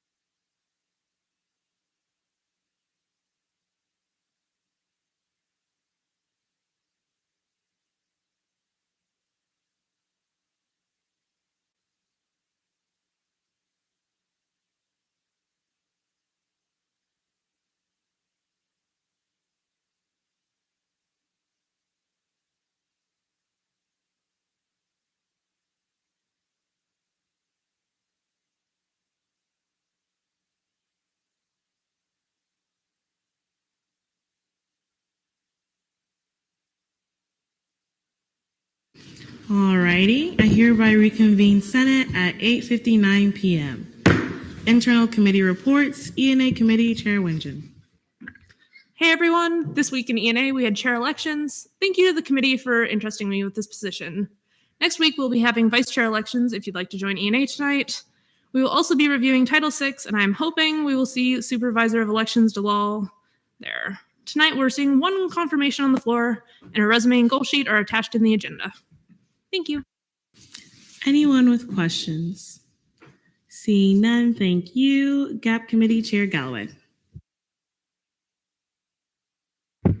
Good evening, y'all. This week in committee, we looked into additional Florida legislation that affect both UCF students and Florida college students. In caucus, we adopted Resolution 5332, which passed favorably with a vote count of 10-0. We also voted on sponsoring Resolution 5330 as a committee. Day at the Capitol is less than 1 week away. So excited. Woo! That was an awful woo, but I didn't do that. We have 2 legislative priority preparation sessions left. There will be a Zoom meeting that is taking place tomorrow at 2 p.m. We will also be having a mock session day throughout the day on Monday. Pretty much, I think, 11 to 5 times have not been confirmed yet, but if you are going to Day at the Capitol, please keep an eye out on your emails regarding that information. And as always, if you have any questions regarding Day at the Capitol or anything else, please feel free to reach out to me. That is it from me. Thank you. Any questions from Chair Galloway? For Chair Galloway, excuse me. Seeing none, thank you. LGR Committee Chair Hall. Hey everybody, this week we saw 1 bill, 3 absences, and 1 blanket excuse. You can look at all of them listed there. And we also passed internal bill 5326, which we will be seeing on the floor tonight. And also just a reminder, with dean meetings going on, please, please, please, if you know that you're not going to be at your dean meeting and you have documentation, please submit an excuse to LJR. Missing a dean meeting without an excuse is an automatic dismissal from Senate, which is not something that you want to go through. And I'll take any questions. Any questions for Chair Hall? Seeing none, thank you. SBA Committee Chair Bertram. Hello, everybody. This week, SBA saw 2 concern forms and Resolution 5330, which was passed favorably. In caucus, we adopted Resolution 5331, which was passed and sponsored, and adopted Proclamation 5309, which was passed favorably. Any questions for Chair Bertram? Seeing none, thank you. Deleg Bonifant. Move to return to announcements from the ASF Committee Chair. There's been a motion to return to announcements from the ANSF Committee Chair. Are there any objections? Seeing none, we are now there. Chair Regan.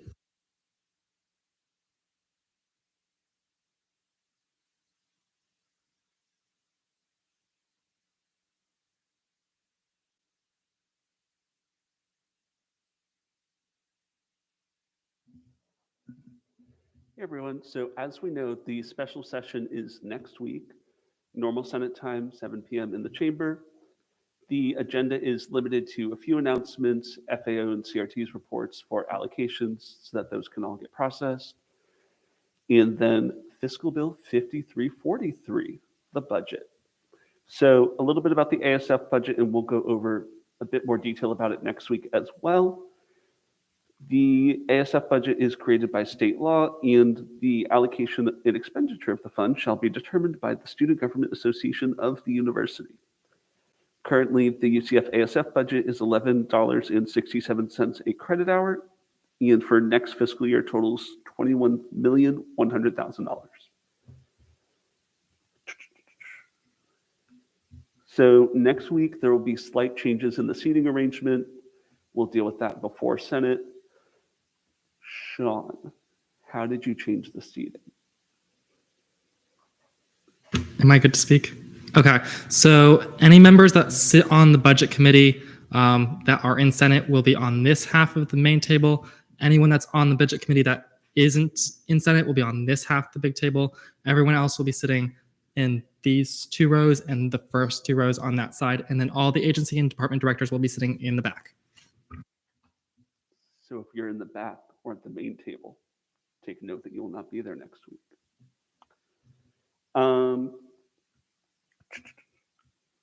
Also about the ASF budget covers the 5 student government areas that are funded. So the 3 branches, Election Commission and the Budget Committee, 5 departments, the Student Union, RWC, Business Office, Student Legal Services, and the Office of Student Involvement, and 8 agencies. So the 6 agencies that are housed in OSI, so Knights of the Round Table, Late Nights, Homecoming, Nighthon, Campus Activities Board, and Volunteer UCF, the Multicultural Student Center, and Sport Club Council.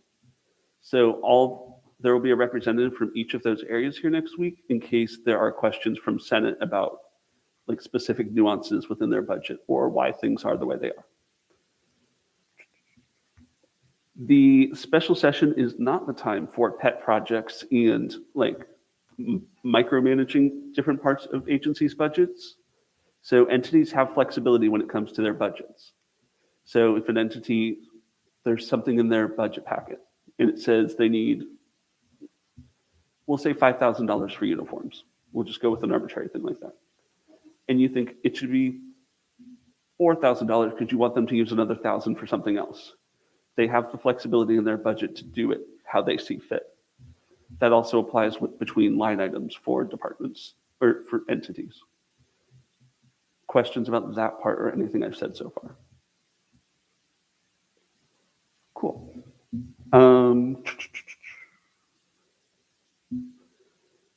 The PowerPoint along with the request packets and the bill are currently in the Senate Drive.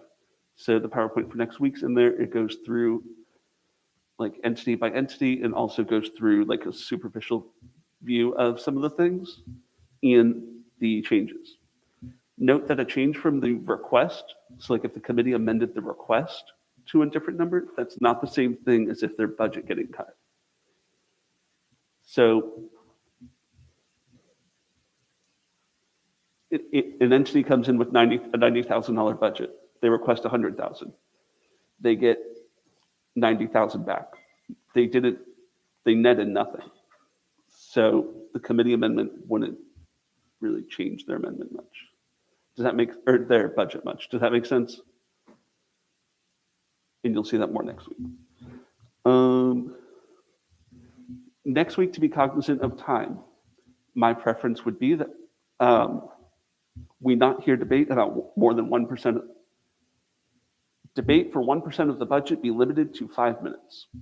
1% of the budget is $211,000. So being objective about how much money we're realistically affecting. Does that make sense? Cool. So what I would most prefer not to do is spend an hour talking about $3,000 in a $21+ million budget. We laugh, but it happens. All of the different changes that were made within the request packets were made with the advice and in consultation with the entity's leadership. So none of the changes were made like knee-jerk reactions from the committee per se.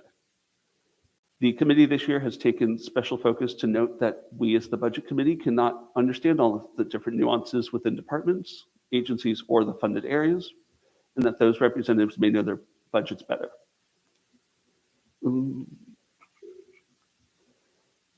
Also remember to be objective in that debate about areas that we are familiar with personally should not be extended compared to ones that we know less about.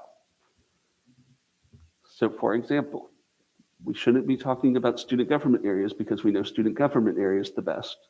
We should be giving equal consideration to agencies and departments as well.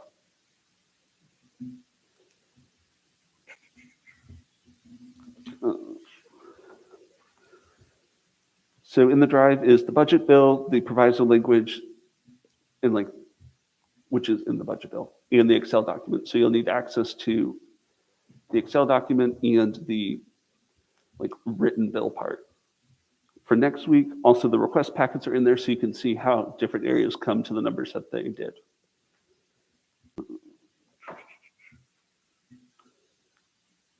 We'll go over some of those things next week. Any questions? Lauren. This isn't a question. This is more of adding on to the announcements of Chair Regan, just so you all understand, I asked him to come here to share these announcements because understandably with his class, he hasn't been able to attend Senate. And I was elated to hear that Chair Regan was elected as the ASF committee chair. I served with him in the 52nd session, and I think there's barely a better fit to serve as the chair. He's extraordinarily knowledgeable. And like I said, couldn't imagine a better fit. And so I wanted him to share these things with you, to understand that he is an excellent resource. To please reach out to him if you have questions beforehand, as well as ASF Vice Chair Mitchinson. Or I don't know, you quit, right? Anyways, whatever. He's chair now. No, he's chair of ORS. Anyways, point is, they're great. They'll help you. I will make them help you. So please reach out to them because the agencies put in so much effort to this. They sit through these hearings in December that most of us never review because it is hours and hours of footage. And again, he's extraordinarily knowledgeable and trusts his guidance of the committee. Thank you, Lauren. All right.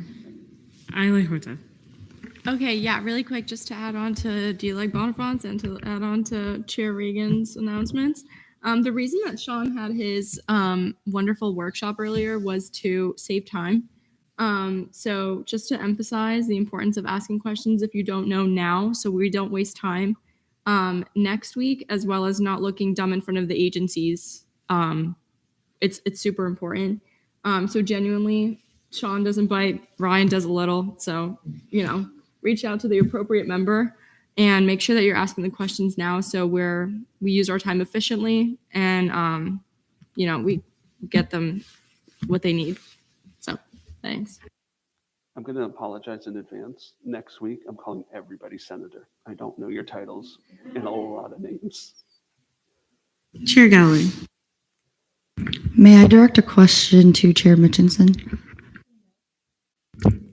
Did you put your PowerPoint in the drive or somewhere in the agenda that I can access it? Because I'm sorry, I was in class. I missed your presentation. So I don't have edit access to that folder in the drive, but as soon as Senate is over, I will send it over to Brody.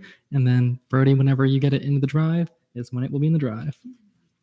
Content-wise, it's also the first couple slides of the one that is currently in the drive, because I definitely ripped off a little bit of Sean's PowerPoint. Chair Block. Hi, this is more of a technical question. Will we be limiting time per speaker during open forum?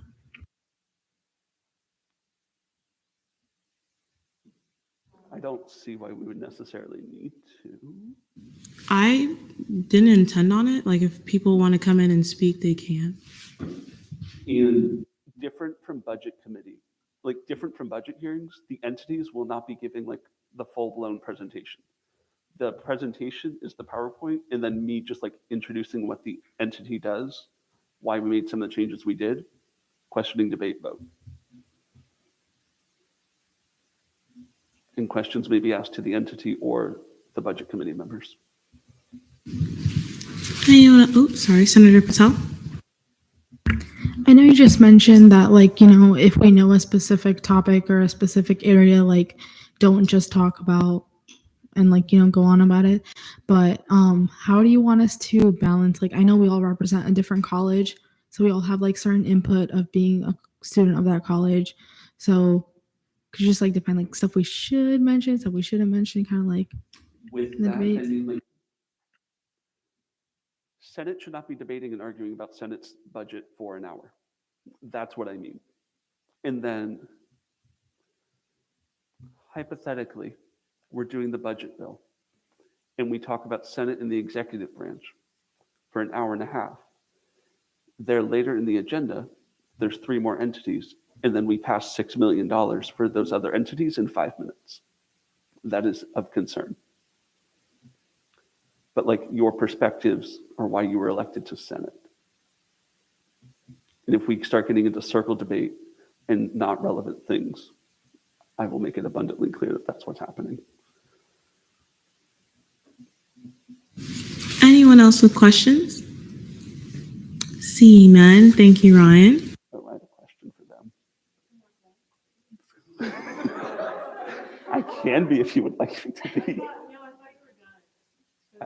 I was going to ask if I need to run through what each of the agencies do briefly, so we have an understanding when looking over the packet in the next week. Google it. Okay, that's fine. Just Google it. Email me, sga_asf@ucf.edu.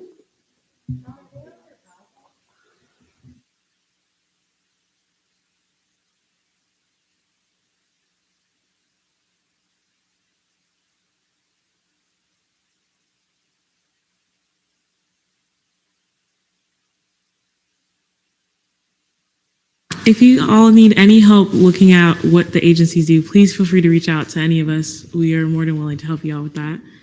Alrighty. Would anyone like to motion back to confirmations? Senator Temple. Motion to move back to confirmations? There's been a motion to return to confirmations. Are there any objections? Seeing none, we are now there. Would anyone like to make a motion for speeches, questioning, and debate? Senator Temple. Move for 3-minute speeches, unlimited questioning, unlimited debate? There's been a motion for 3-minute speeches, unlimited questioning, and unlimited debate. Are there any objections? Seeing none, the motion will stand. Alrighty, confirmation for Jade Collins for the College of Sciences, seat number 5.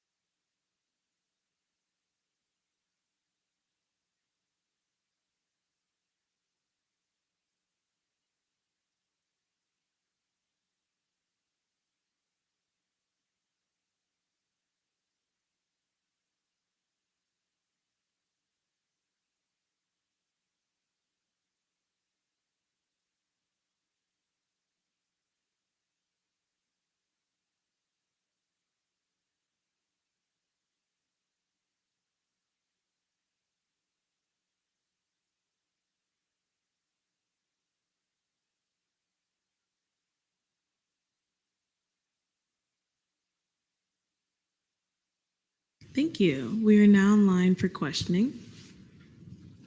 Chair Block. Hi, Jade. Great job. Can you name 3 committees within the Student Body Senate?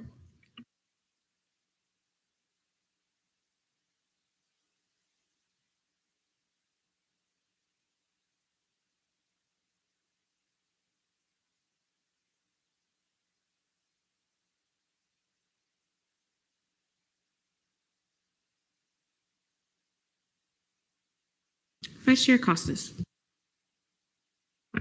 Hi, Jade. I really liked your speech, and I really like your initiatives. Americans in particular waste a lot of food and a lot of energy, and it's really not good for the planet. So I think it's nice to have some fresh ideas in student government. Kind of resonating with the question that Chair Block just asked, which committees would you be interested in serving on if elected?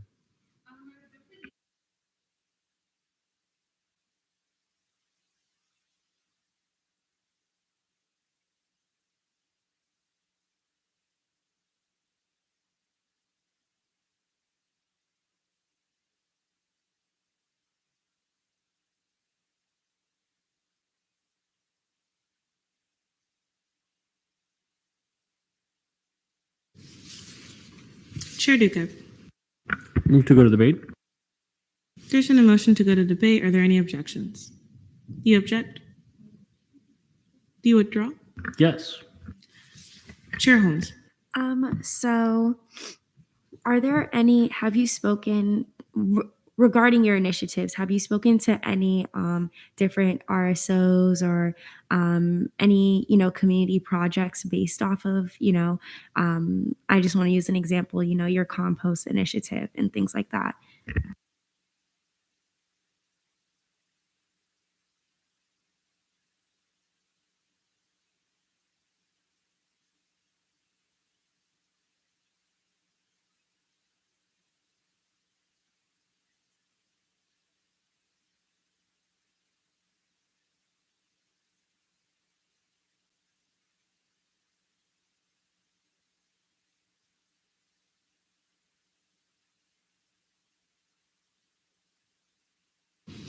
Vice Chair Gell. Jade, thank you so much for being here. I really appreciate everything you said. And you answered all the questions so well. I just want to know what you would be excited for joining Senate.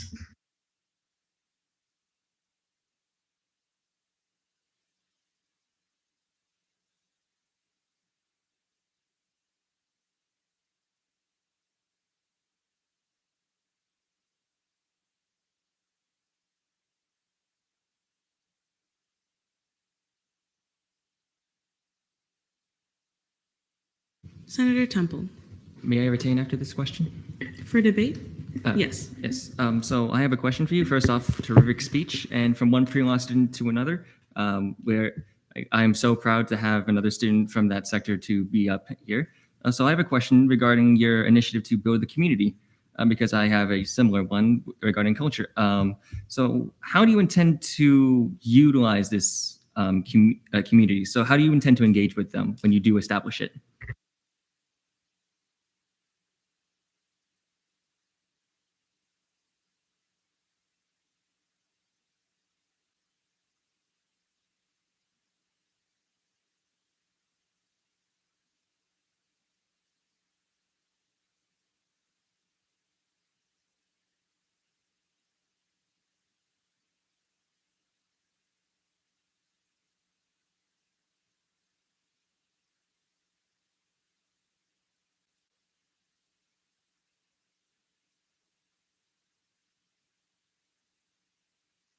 Move to go to debate.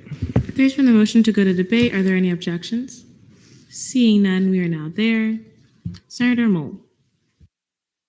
Yeah, I really like this nominee. I really like a lot of their initiatives, especially the energy conservation initiatives. Those are also issues that I am very passionate about. But on top of the campus projects that they have also within their college, I really like the one under SGA opportunities on their goal sheet. That says highlight how involvement in SGA and student government projects will aid in exercising the knowledge learned in each degree.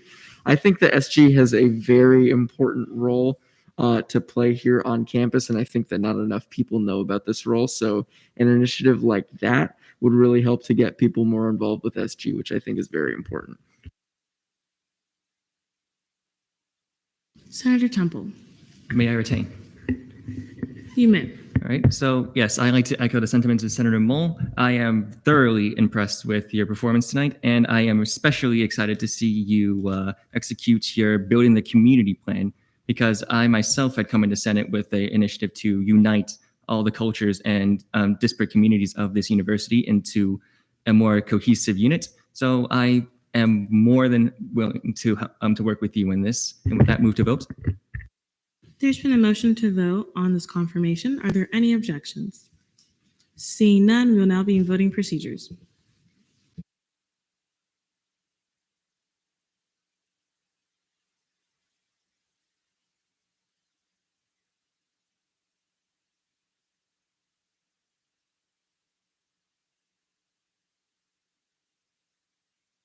With a vote count of 25 to 1 to 0, Jade Collins is confirmed as a senator for the College of Sciences.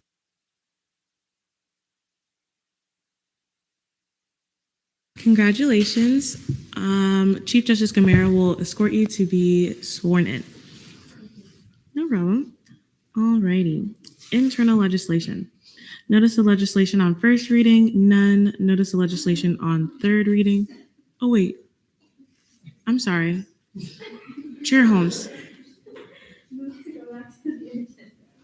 There's been a motion to go back to the agenda. Are there any objections?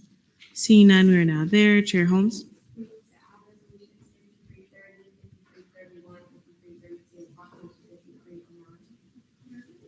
Two.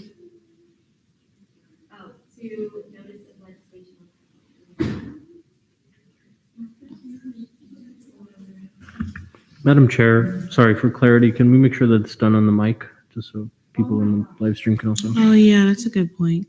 Third time. Move to add, can I say it again, or do you want me to say it again? Yes, please. Okay. Move to add resolutions 5330, 5331, 5332, and proclamation 5309. 30, 31, 32, and proclamation 09. To, which one again? Notice of legislation on second reading. Okay. There's been a motion to add resolutions 53, 30, 31, 32, and proclamation 5309 to notice of legislation on second reading. Yes. Move to approve the agenda. Are there any objections?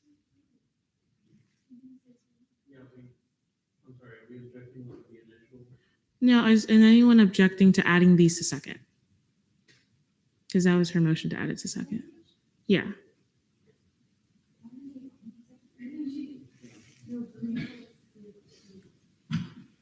I physically put them there, but like, probably technically shouldn't have done that until you've done this process. So they're not there since they were adopted in committee. Are there any objections? Seeing none, Chair Holmes? No. Wait, do you want me to do it? Okay. Move to approve the agenda. There's been a motion to approve the agenda. Are there any objections? Seeing none, the agenda stands approved. Chair Holmes? Move to return to internal legislation. There's been a motion to return to internal legislation. Notice of legislation on second reading. Are there any objections? Seeing none, we are now there. Notice of legislation on second reading. Constitutional amendments, none. Bills. Internal Bill 5326 updates to Title III, enacting a vote of no confidence process for legislative assistance, introduced by ORS Vice Chair Wengen. Is there a motion for speeches, questioning, and debate? Senator Temple. Move for 3-minute speeches, unlimited questioning, unlimited debate. There's been a motion for 3-minute speeches, unlimited questioning, and unlimited debate. Are there any objections? Seeing none, that motion will stand. Senator Wengen, you have 3 minutes whenever you're ready. Hey everyone, this is going to be a really brief explanation. This bill is as titled, Enacting a Vote of No Confidence Process for Legislative Assistance. Every other elected and appointed position in Senate has a no confidence process laid out in Title III in order to give Senate a way to hold its leadership accountable. I don't really know what else to say on this bill, so I yield my time to questioning. We are now lined for questions. Chair Duque. Just for clarity, does this include all of, like, all the positions under legislative assistant? Like, is it any position? Who's being asked? Based on the language, I would say yes, because anywhere else in statutes it's just referred to as legislative assistant. So it should include both ILA and ELA. Anyone else with questions or a motion? Deezer Magdadaro. Move to go to debate. There's been a motion to go to debate. Are there any objections? Seeing none, we are now there. Chair Duque. Okay, I know we're trying to move through this quickly, but I'm a little bit concerned because I worry that a majority vote feels a little bit low for this. Is that the normal for the rest of this? Does anyone know? For any other positions, any vote of no confidence, is that just a majority? So yeah, I don't know. You're good. I'm trying to understand your I question. guess I just threw a question out there to the void. Do we know if any other positions that have a vote of no confidence written into their statutes or into Senate rules, are they also able to be removed by a majority vote, or is it usually something larger than that? Senator Temple. Yeah, I had read, I was actually going to draft a bill about that, but yes, the Senate president as well as the chairs, I believe, all have majority votes, means of vote of no confidence, as you can see in 304.2 subsection 3. I think that's the proper terminology. A vote of no confidence shall require, for Senate president, a vote of no confidence shall require a majority vote of the Senate, if that answers your question. Chair Wengen. To clarify, every position currently in Title III for no confidence is a majority vote of whatever body they're leading. So Senate president's majority, pro temp and deputy pro temp is majority, and then committee and caucus chairs and vice chairs are majority vote of their committee or caucus. Anyone with debate? Vice Chair Boyson. Can I direct a question to the ILA? You may. So if I understand this correctly, this should only affect the ILA. ELA, if that's correct, can I ask why you didn't sponsor this, or how do you feel about this? Sure. It actually wasn't brought into my attention personally until like 24 hours ago. I knew it was going to be on the bill, or on the agenda, but I wasn't asked to until like 24 hours ago, 48 hours ago. I really have no sentiments. I mean, if it's just a fluke in the statutes, then it's a fluke in the statutes. I mean, I should be treated as fairly as everyone else. So that's my two cents. Senator Temple. Yes, so just for like a debate on the bill itself, I do find it to be pertinent that the legislative assistant be held to account in a similar manner to the rest of the leadership in Senate. And may I retain? I withdraw my retain. Chair Sorry, Duque. just want to clarify that my amendment is just a technical, I think. Just clarifying that there may be more than one. I'll write that.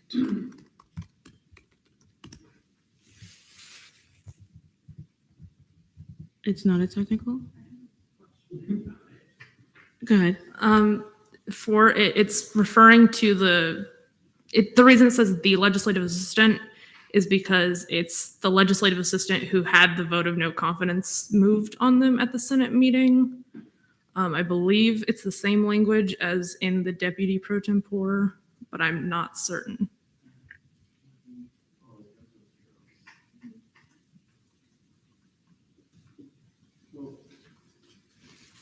Sorry, in that case, then point 3 would also have to be amended to say the legislative assistant.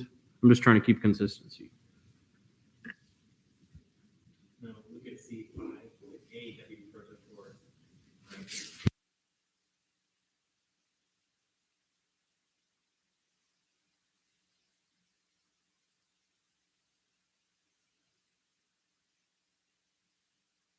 Got it. Never mind. I withdraw my amendment.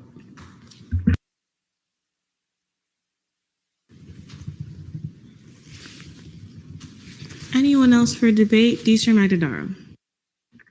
I was just going to move to vote.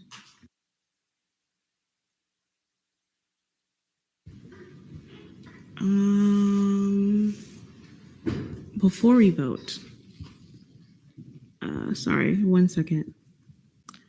Senator Collins.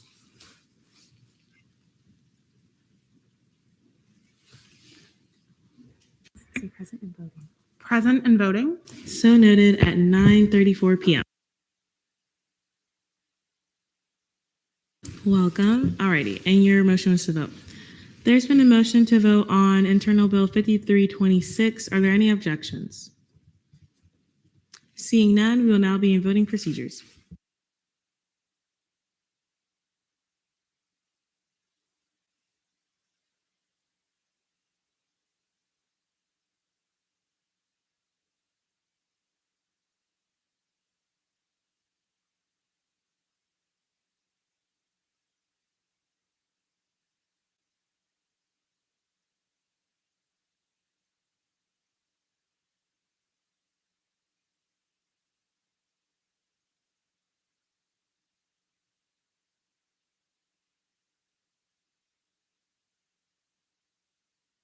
With a vote count of 25 to 0 to 1, Internal Bill 5326 passes second reading. Resolutions. Resolution 5330. Resolution expressing the UCF student body's support in fighting against human trafficking in Orlando, introduced by SBA Vice Chair Gell. Daisy, you have 3 minutes whenever you're ready. Awesome. Thank you. Hello, everyone. Thank you so much for your time. I'll make this quick. Vice Chair Richard and I wrote this legislation so that UCF student body and the Orlando surrounding area knows that UCF still supports the fight against human trafficking. Human trafficking is an issue worldwide that affects everyone because it could be anyone. With that being said, we felt called to represent those who have been affected by this issue at UCF and want to stand in solidarity with them. And I yield the rest of my time to Vice Chair Richard. Hi, everyone. I don't have much to say. I'll just say we worked pretty hard on this legislation, and I'll say it was very enlightening to see all the facts and research on it. And I think it's just one of those things that we're all aware about, but until you really see all the facts and specific information, you just don't realize how prevalent it is in the world you live. So I think it's important for others to see this and keep it in our attention every year. Thank you. We are now in line for questioning. Chair Block.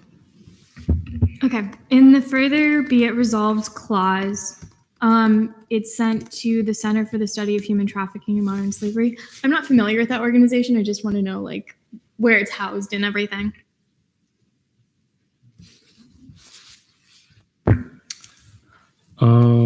So this is just, I think it's like 3 or 4 professors on our campus that they've done research on it and in the past. So I thought they should know that we're also supporting them.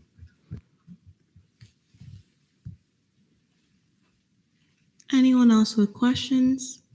Senator Temple. Move to debate. There's been a motion to go to debate. Are there any objections? Seeing none, we are now there. Senator Patel. I think we should definitely pass this resolution. I don't think there's been a year that I've been at this campus where I haven't heard horror stories about sexual trafficking in the area, in Waterford, everywhere. I hope that we can also work to put on an event, hopefully, that kind of says that we advocate for stuff like this, to talk to people that maybe want to know ways that they can fight this, be more aware. I know I am personally so unaware of my surroundings. So I'm sure that we could put something together through SBA or through Senate as general. And I hope we get somewhere with this. Senator Temple. Yes, I would like to echo the sentiments of Senator Patel. This is a truly well-crafted bill. It's like so many statistics to it. You guys put a lot of time and effort and sweat into this. I am very, very happy to see this. And the fact that this is going to be utilized in, at least referenced at the day at the Capitol, because one of our legislative priorities is based on human trafficking. This will be this will be really helpful in convincing the legislators to pass their pertinent bills. May I retain? You may not. Never mind. My apologies. You're fine, Chair Holmes. It's okay. And I was wondering just if I could direct like a question, if that's okay. All right. So I just wanted to know if you would like to, I can't really turn around. If you would like to, work with Black Caucus, or maybe not now, but if I am in the next session, that like work on an event, that helps and maybe like hands out things for, individuals to keep themselves safe, Yeah, I definitely appreciated Senator Patel and you, Chair Holmes, for that. I would definitely be open to doing an event like that because I do think this is such an important issue, especially you see it on social media where I think there was like a post a couple of days ago about just women getting taken. And that's just very sad because the population, if you were to look through the resolution, does say that the targeted age is 18 to 21 years old. And that's around all of our ages. So I would definitely be super open to working on that event and doing something to orchestrate that. Senator Patel. I will definitely be trying to help with that. Also, I just wanted to say, I know that we're contacting these certain specific people about this resolution, but if we could also contact like RSOs that are already like kind of, involved in these kind of populations. I know we have a lot of like women RSOs, like, and any RSO that you feel like, would really benefit from knowing that this resolution is out there. Anyone else for debate or motion? Senator Temple. Yeah, I would also like to direct a question to Vice Chair Gell. To Vice Chair Gell. Yeah. So I would like to echo the sentiments of Senators Holm and Patel, and if we can also organize an event for Asian American and Pacific Islander women in this similar vein, because I know the stereotypes regarding women, Asian women, have been particularly malfeasant, for lack of better terms. So I was wondering if we can coordinate something in the long term. Absolutely. Like I said, I am very open to this idea. This is an idea that was literally just thrown at the floor. So I will be doing that. Maybe not this week per se or next week, but sometime in March, I will reach out to you three and really get this going, because I do think this is important. But honestly, kind of looking at the timeline that we have in this session, I don't think it is plausible for us to orchestrate an event, a well put together event for this session. So with that, I hope all three of you are running for next session. And I would really like to do this in the next session after break, if that's okay. Anyone else for debate or motion? Teacher Magdadaro. Move to vote on this resolution. There's been a motion. Oh, actually, I will not see that motion.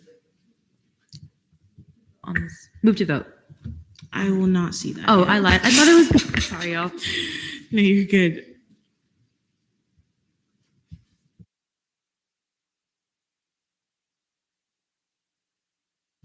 Vice Chair Go. This is a question for the floor. Are there any RSOs specifically that you guys know? I added Women's Student Union, but are there any RSOs that you guys would also like to see this legislation? And if so, please either add them to the doc or tell me now.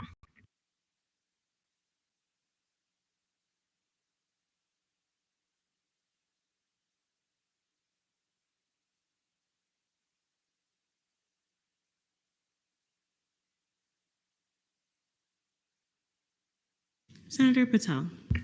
Is there a way that we can like generally put that we'll be contacting various RSOs? Because I do see some on Night Connect, but I don't know if they're still active or inactive and stuff. Deleg Bonifant. So I'll start this out with what's listed in the therefore be it resolved clause is who it has to be sent to. It can be sent to anybody else. There's no like limitation. It's not that it can only be sent to those RSOs or individuals. So if we find more after the fact, I think that that would be perfectly acceptable. Additionally, to try and keep us on topic, if you all are seeing the amendments that are or proposed amendments that are being made by Senators Galloway and Temple. It is just including references to the legislative priorities and tying that into other actions of the Student Senate. Chair Dugan. Just as a suggestion, you can also send it to Women's Caucus, who is supposed to have an active list of RSOs, and they can send it to them. Chair Galloway. May I direct a question to the introducer? You may. Are you planning on putting this on third reading after we pass it? That's exactly what I was going to ask you and Ethan, because I do know you guys wanted to use this that day at the Capitol. So I was going to ask if we wanted to push this to third reading tonight so that it can be seen. So our legislative priority does include a lot of these statistics. That is a good question. The reason I'm asking is because in the therefore it be resolved, I would like to see the legislators be there as well. I think that would be very beneficial. So because there is a specific bill that has been filed this session within our Florida legislature that is going to combat this issue. So I would like to see this resolution be sent to them as well as all of the legislators that sit on the committees that will be seeing this legislation as well. Chair Dugan. Just for clarification, that is SB 1436, human trafficking, introduced and written by Senator Garcia. And the House bill was written by the Criminal Justice Public Safety Subcommittee. And yeah, that's it. Vice Chair Gall. Okay, wait, I'm a little confused. So you want it to be added to the therefore it be resolved? Okay.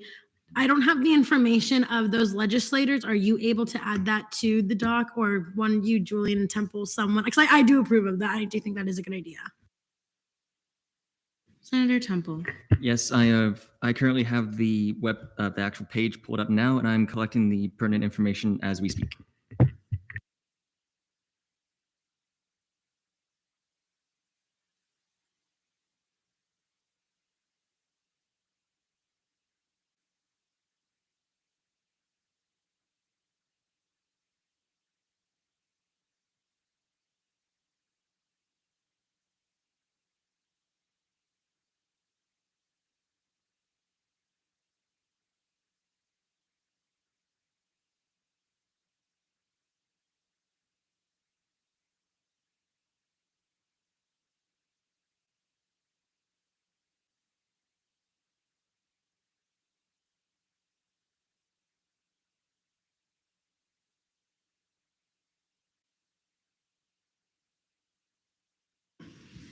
D-Leg Bonifant. Move to table resolution 5330.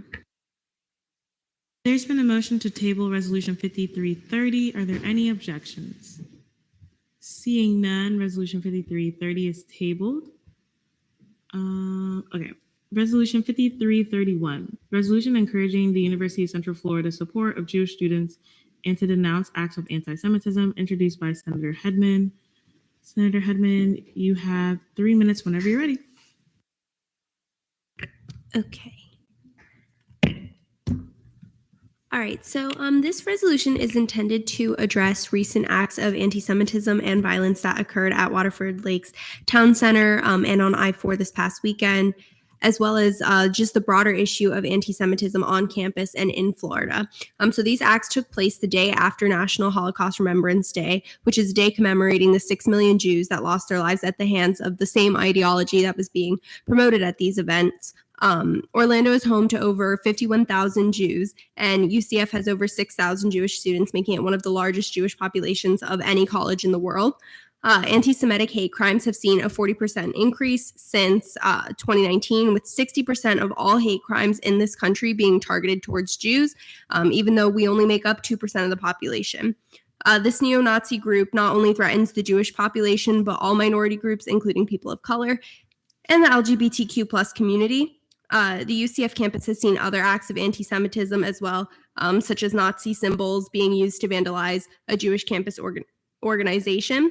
UCF and student government have previously shown support for the Jewish community and should continue to do so by condemning these acts of anti-Semitism and denouncing all acts of hate. So this resolution just aims to further establish that support and bring awareness to these issues. And I yield my time. Thank you. We are now in line for questioning. Or anyone can make a motion. Chair Holmes. Move to debate. There's been a motion to go to debate. Are there any objections? Seeing none, we are now in debate. Senator Dench. I'm sorry, I had a question. I just didn't get my hand up fast enough. In one of the therefore be it resolved clauses, it says by the 53rd Senate, blah, blah, blah, blah, the University of Central Florida, we urge the University of Central Florida student government to release a statement. I just know that they already did on Instagram. Is that something that we would just want to take out just for updating, timely purposes? Yeah, like I'm fine with that. I know we added in here that it was something that UCF student government already did. So yeah, I'm fine doing that.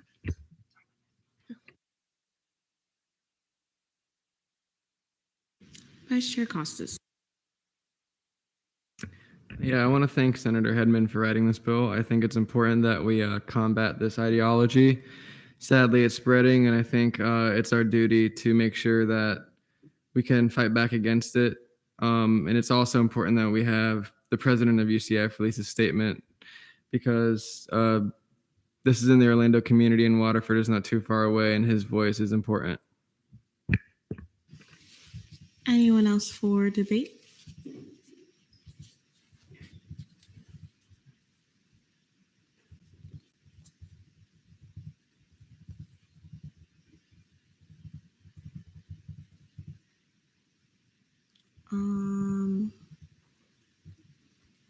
Sam, did you want to?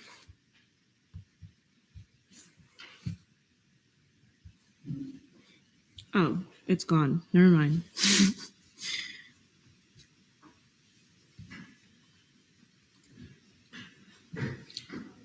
I think Chair Duque's stuff are technicals.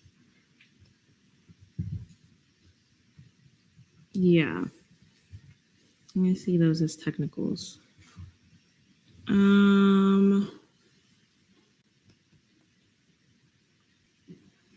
Chair Maton.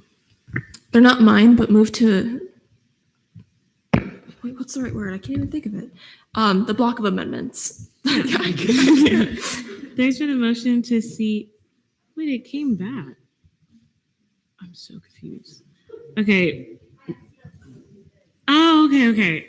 Move to see Senator Moll and Chair Cerisi's amendments as a block. Are there any objections? Seeing none, they will be seen as a block. Would you like to speak on them? Yeah, I just added a couple statistics that I thought might be good just to get the context of specifically how anti-Semitic incidents have been on the rise in Florida in particular. Does anyone have any questions or like to make a motion? Chair Cerisi. Move to vote. There's been a motion to vote on the block of amendments. Are there any objections? Seeing none, we will now be in voting procedures.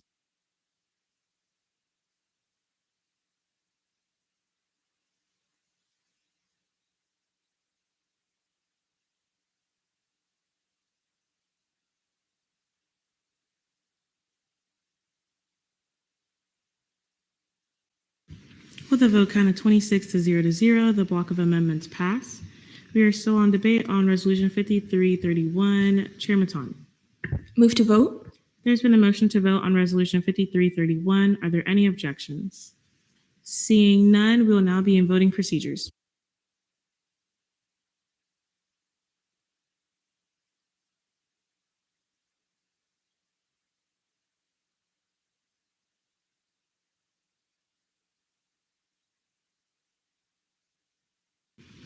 With a vote count of 25 to 1, Resolution 5331 passes second reading.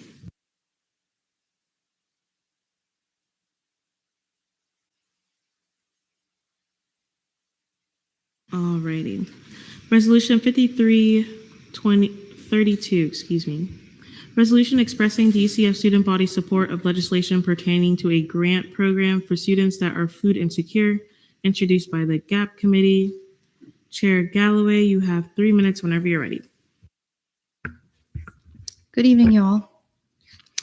Okay, so this is about Hunger Free Campus Grant Program. The purpose of this program is to support efforts to fight hunger on the campuses of public post-secondary educational institutions.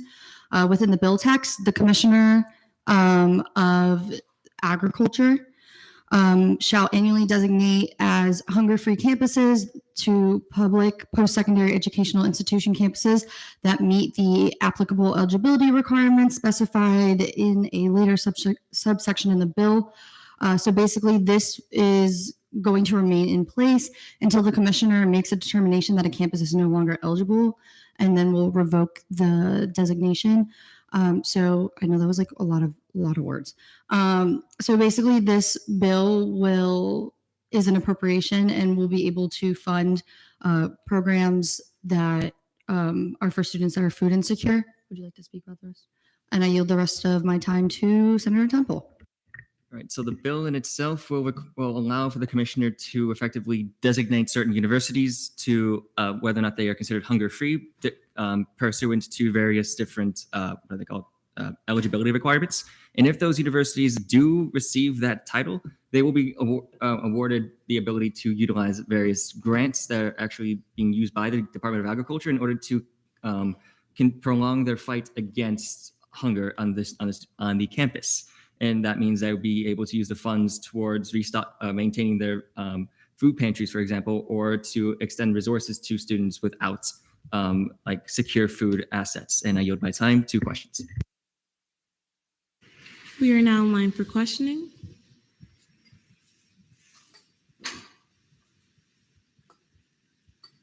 Senator Patel. Would this put money back into things we have on campus, like the Knights Pantry and stuff? Anyone in GAP? Senator Temple. Yes, so long as the UCF meets the requirements that are being stipulated by the bill, we will be able to use those grant funds in any way we can, provided they go towards combating food insecurity and hunger in collegiate students.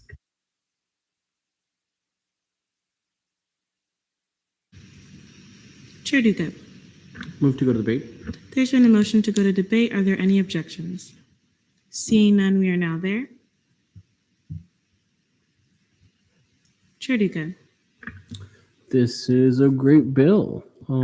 Great resolution. Let's pass it. May I retain? You may. All right, move to vote. There's been a motion to vote on Resolution 5332. Are there any objections? Seeing none, we'll now be in voting procedures.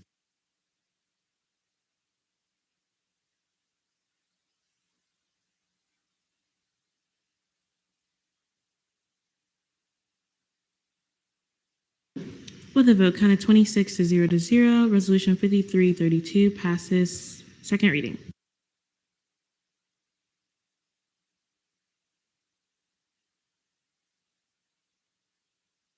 Laptop froze. Alrighty. Proclamations. Proclamation 5309. Proclamation recognizing February 7th, 2022 as National Black HIV or AIDS Awareness Day, introduced by Chair Holmes. Chair Holmes, you have 3 minutes whenever you're ready.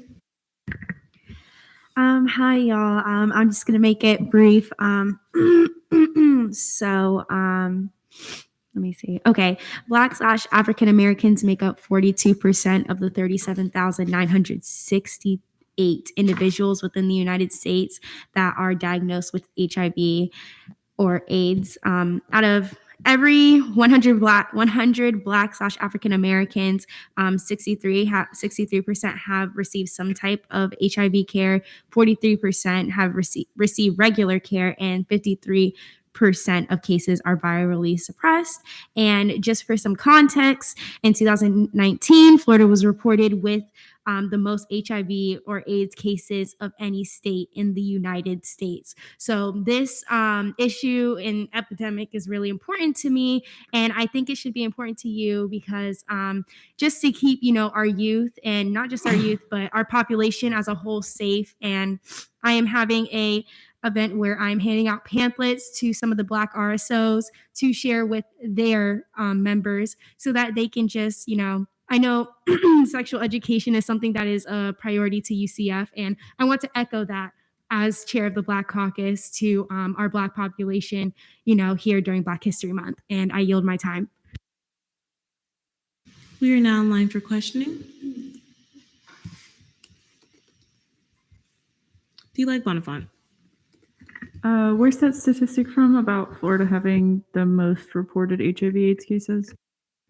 That is the CDC.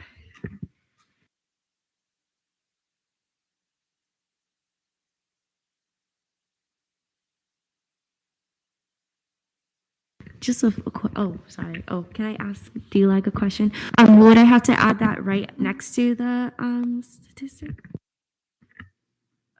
I would prefer a citation, yes, just so we know where it's coming from. And I was thinking of how to reword it while staring at my computer somewhat blankly. All right. Sorry. Okay.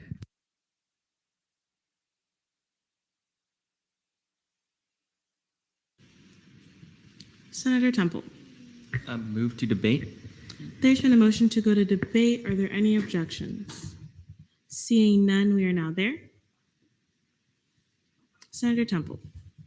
So I would just like to say that I was not aware of those statistics at all, and now that you have brought those up, that is a very pertinent issue that we all must consider for our own safeties and health. So I commend you, Chair Holmes, that you had brought this to the fore and are actively advocating on this.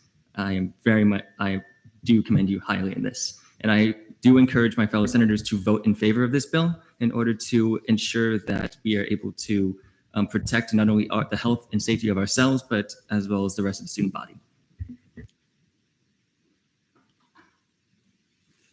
D-Like Bonifant. May I retain? You may not. I Sorry. think you might. I'm not going to move to vote. Oh, okay. Yeah, sorry.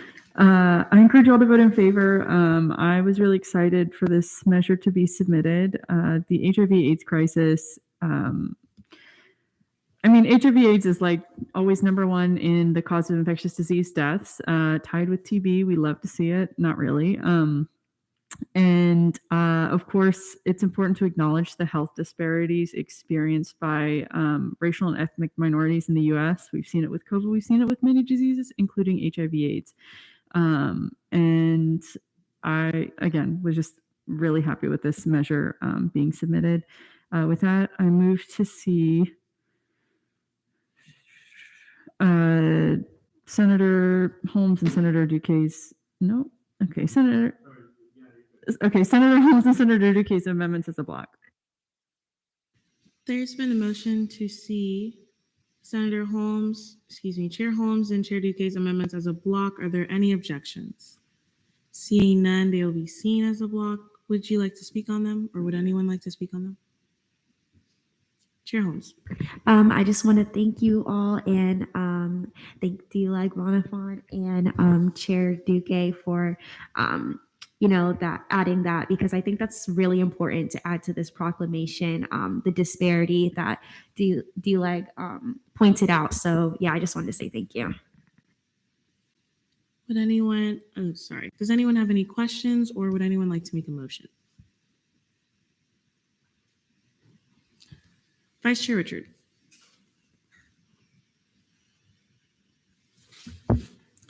Does it not make more sense for that rate of Black women in Orlando to be a separate line? It could be. The same stat, the 33% stat, is on the same website. So I thought it made sense, considering the fact that they come from the same research facility, to just put them on the same line. But it's understandable how we may want them separately. So, I guess if y'all want to, that's perfectly fine. Pro Temp Kehoe. Move to vote on the amendments. There's been a motion to vote on the block of amendments. Are there any objections? Seeing none, we will now be in voting procedures.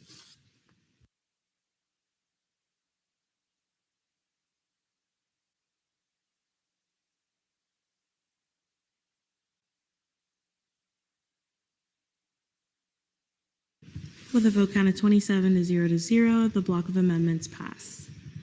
We are still on debate over Proclamation 5309. Chair Wengen. Similar to what Delay Bonifant had pointed out earlier, am I just misreading it, or are there more statistics that aren't cited? And does anyone else have an issue with that? Chair Holmes.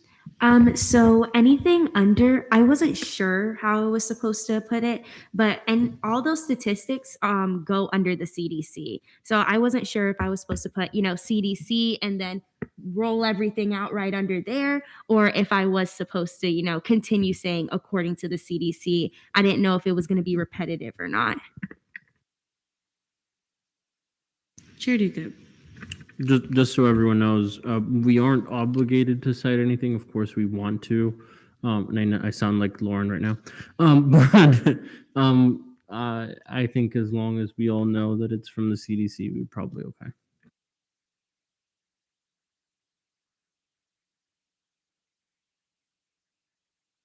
Chair Matan. Move to vote. There's been a motion to vote on Proclamation 5309. Are there any objections? Seeing none, we will now be in voting procedures.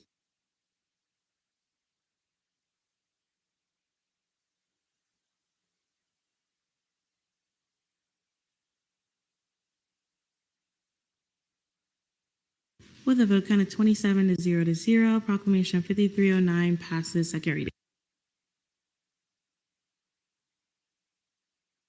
Chair Cersei. Move to return to Resolution 5330. There's been a motion to return to Resolution 5330. Are there any objections? Seeing none, we are now there. I believe we were in debate for this. Okay, perfect. So we are in debate over Resolution 5330. Senator Temple. Move to see Chair Galloway's and my amendment as a block. There's been a motion to see Chair Galloway's and Senator Temple's amendments as a block. Are there any objections? You object? Can we go ahead and add my amendments in there as well? I'm open to that amendment.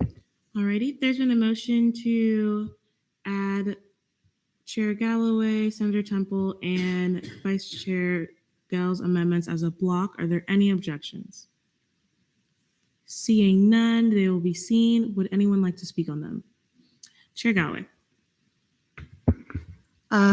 We kind of just added, as I did speak about previously in the be it further resolved, the committees that will be seeing the legislation that has to do with human trafficking. As Duque had mentioned, it is Senate Bill 1436 and House Bill 615. It is labeled human trafficking.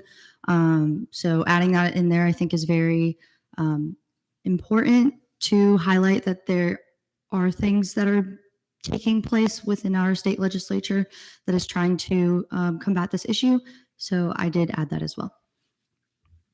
Thank you. We are now in line for questioning, unless anyone would like to make a motion. Vice Chair Gell. Move to vote on these block of amendments. There's been a motion to vote on the block of amendments. Are there any objections? Seeing none, we will now be in voting procedures.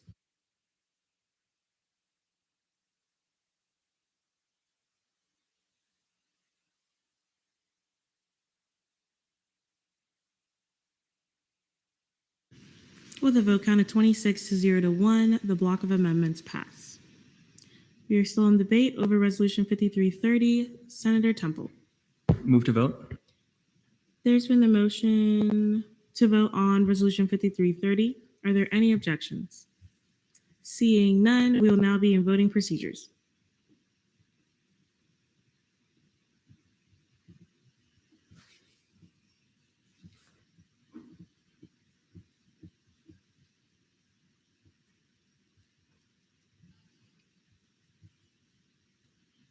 With a vote count of 25 to 1, Resolution 5330 passes second reading.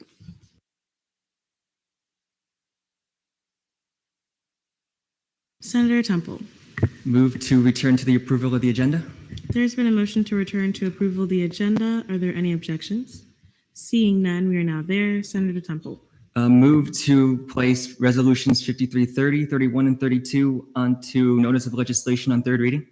There's been a motion to move resolutions 5330, 31, and 32 to internal legislation, notice of legislation on third reading. Are there any objections? Aile Herta.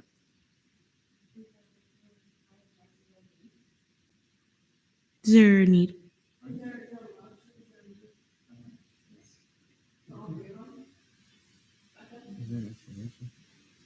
Is there an explanation or do you like Bonfont?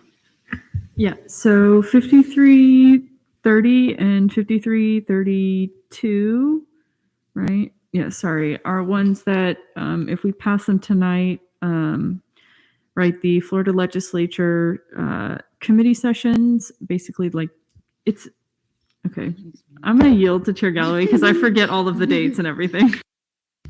Okay, yes. So the Florida session regular time meeting convenes on March 1st. So all the committee meetings are pretty much done by then.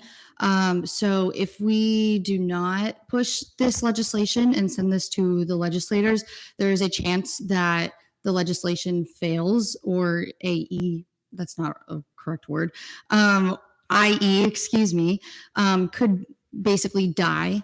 And when the bill dies, then it can't be voted on and then it can't be implemented into Florida statutes. So it is very important that we do rush this because we do want the legislators to see this, therefore vote in favor of it, therefore advocate for change. I hope that made sense. I was better at explaining it earlier. I'm sorry. Do you like Bonfont? And then for 5331, which is Senator Hedman's resolution, is just to have a swift response to these events. We won't be able to see legislation again next week except for the budget bill. So just making sure that we're indicating that we recognize the issue and are as being as proactive as we can about it. Vice Chair Go. I would also add to like proclamation 5309 to third reading. No. Okay, cool. Never mind. I withdraw. There's been a motion to add resolutions 5330, 31, and 32 to internal legislation, notice of legislation on third reading. Are there any objections? Seeing none, they are there. Senator Temple. Move to approve the agenda. There's been a motion to approve the agenda. Are there any objections? Seeing none, the agenda stands approved. Senator Temple. Move to return to notice of internal legislation on third reading. There's been a motion to return to internal legislation, notice of legislation on third reading. Are there any objections? Seeing none, we are now there. Internal legislation, notice of legislation on third reading, constitutional amendments, none, bills, none, resolutions. Resolution 5330, resolution expressing DCF student body support in the fight against human trafficking in Orlando, introduced by SBA Vice Chair Gell. Daisy, you have 3 minutes whenever you're ready. You already heard my spiel. Thank you so much for passing on second reading. I won't take up your time. I yield my time to questions. We are now in line for questioning, unless someone would like to make a motion. Chair Galloway. Move to, I forgot. Oh my gosh. I just blinked out. Debate. I'm so sorry. I'm tired. There's been a motion to go to debate. Are there any objections? Seeing none, we are now there. Senator Temple. May I retain? I'll see Julian's amendment as a technical. I'll see Katrina's amendment as a technical as well. Yes, you may. All right. So as we've stated, terrific bill. Can't wait to see this. Can't wait to see this in day at the Capitol. Move to vote. There's been a motion to vote on resolution 5330. Are there any objections? Seeing none, we will now be in voting procedures.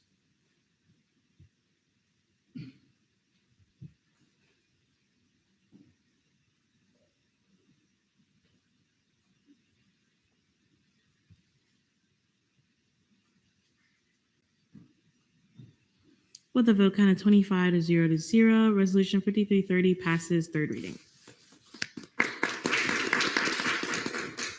Alrighty, resolution 5331, resolution encouraging the University of Central Florida support of Jewish students and to denounce acts of anti-Semitism, introduced by Senator Hedman.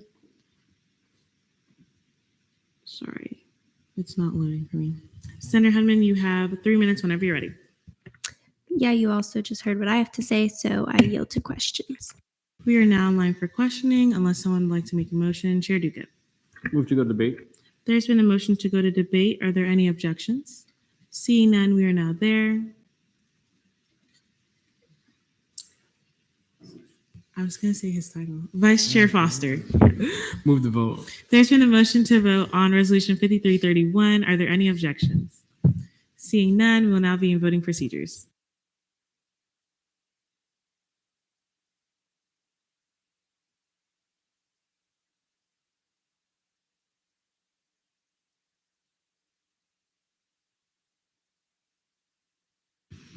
With a vote count of 26 to 0, Resolution 5331 passes third reading.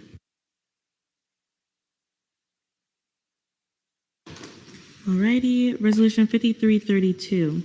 Resolution expressing the UCF student body support of legislation pertaining to a grant program for students that are food insecure, introduced by the GAP Committee. Chair Galloway, you have 3 minutes whenever you're ready. Thank you, Speaker Ananobi. We literally just saw this. I don't think I need to go through my spiel again. But yeah, pass this bill. Thank you. We are now in line for questioning. Chair Richardson. Move to vote. There's been a motion to vote on Resolution 5332. Are there any objections? Seeing none, we will now be in voting procedures.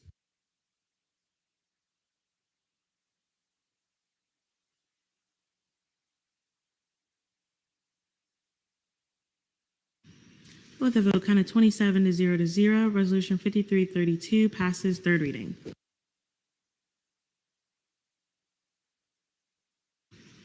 Alrighty. Special acts none. Notice of legislation on second reading already did. Senate Forum. Chair Mitchinson. Okay, hi y'all. If you're looking for stuff to do during the month of February, I've got some upcoming events from the Office of Student Involvement. So from CAB, they're hosting a treat yourself with kindness event where they're going to have DIY sugar scrubs, stuff a heart pillow, a photo booth, and a showing of Mamma Mia 2. It's February 10th at 5 p.m. in the Student Union Key West Ballroom. Late Nights has an event called the Broken Hearts Gallery.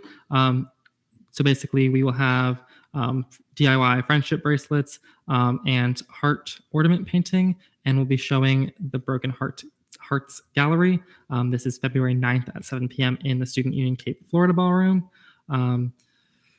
Late Nights will also be hosting fluid painting, self-explanatory, February 8th from 7 p.m. to 9 p.m. at the Academic Courtyard, which is the field next to the pool near Neptune. We'll also be hosting our annual Glow Night, Glow Nights Charge On, which will have Glow mini golf and arcade games. This is February 18th from 9 p.m. to 11 p.m. on Memory Mall. And then Rose and Life will be having a Valentine's Day festival February 15th at 4 p.m. at the Rosen Fountain, where they'll have free food, inflatables, and cookie decorating. Thank you. Vice Chair Costas. Hi, everyone. So the UCF PD Town Hall that I discussed as one of my initiatives when I first was confirmed in Senate is nearing the event date of February 15th from 6 p.m. to 7:30 in the Live Oak Ballroom.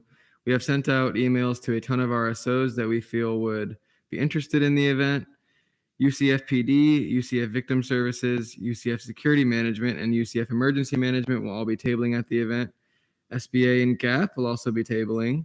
This event will provide a direct outlet for students and RSOs to engage and connect with UCF Public Safety Services and see how they are responding or plan to respond to student concerns. Adrian Lee and some others have officially created a graphic for the event that will be sent out to a greater degree later this week and next week, and we'll be posting that around campus. If anybody is able to help or wants to help, please contact me. There will be donuts, coffee, hot chocolate, and other beverages at the event. Also, I want to extend my greatest thanks to Speaker Ananobi, Chair Bertram, Chair Galloway, Pro Tem Kehoe, Brody, and especially Vice Chair Gell for helping me set up this event. Thank you so much. I couldn't have done this without you all. Awesome. Senator Moll.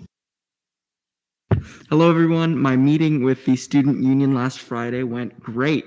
We spoke about the possibility of opening a North Campus branch of Knights Pantry, and after spring break, Knights Pantry services will be integrated into the West Plaza Drive all-night study, where students will be able to get pre-made bags of food from the front desk, and the student union will be keeping track of the number of students who visit in order to gauge the need for Night Pantry services expansions in the future.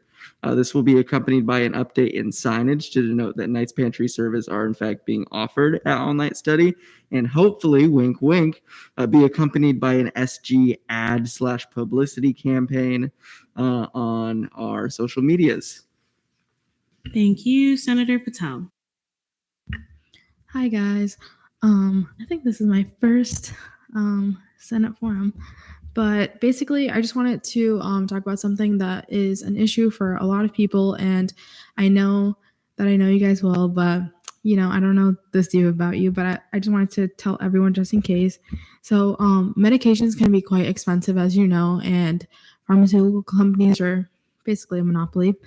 So I just wanted to let you guys know that there is a website. It's fairly new. It's called costfluxdrugs.com. And basically, this is a pharmaceutical company started by Mark Cuban, if you guys know. But basically, the whole point of this company is to end the overpricing of pharmaceutical drugs. And it's a 15% markup on every drug, no matter what. And currently, the markup on drugs are way in the 300%, 400%. And he'll tell you exactly the retail price, what his price is, and there's a set cost. And it is significantly cheaper than a lot of other medications. And so if you guys have any medications that are costly to you, they can be quite a financial burden. So if you guys know anyone who might find this useful, if you guys find it useful, it's something great, and you guys should really look into it. Thank you, Vice Chair Go. Awesome. I'll make this super quick. Sitting on scholarship committee, I just wanted to let all you know that scholarships are open. I attached the link. Please apply if you are eligible, because it is free money. And yeah, I just wanted to let you guys all know that they are open. Thank you, Chair Duquette. On the same vein, I just wanted to let you all know that the Hispanic Heritage Scholarship Fund is already open. These are huge scholarships, about $5,000 each. So if you are of Hispanic heritage, please apply. Thank you. Senate deliberations. Any senator wishing to enter a deliberation over a particular topic or issue? Alrighty, seeing none. Advisors report, Brody. All right. Hey, everybody. I'm glad to be back. Sorry, I was gone for quite a while, just dealing with some family health COVID things, but we're all in good shape, happy and healthy now. So I'm glad to be back. That said, I don't have very many announcements, but I just wanted to let you all know, or I guess you all are already well informed. The election season is in full swing. Senate elections will start in a couple of weeks. So if you are running again, I will be excited to work with you more. And if you are not for any reason, we will miss you, but I wish you lots of success on your next adventures. All that to say, if you're talking about the election, preparing for the election, discussing the candidates with your peers, that is great, and you should all do that, but you should do it not in the office. That's an election-free zone because the people that are in there are still working, and you still have a session to finish. So let's keep that in mind. Yeah, I don't know that I have much else. Ava's not here tonight, but I would have liked to give them my sincere thanks for running the show the last several weeks. There's a lot of things going on, and it is not easy to jump back and forth between all the different things. So a huge shout out to them. And on that note, we'll do some senator shout outs. All right, Bonifant. Sorry, y'all. This is actually a question for you, Brody, that's been directed at me twice now, and I don't have an answer.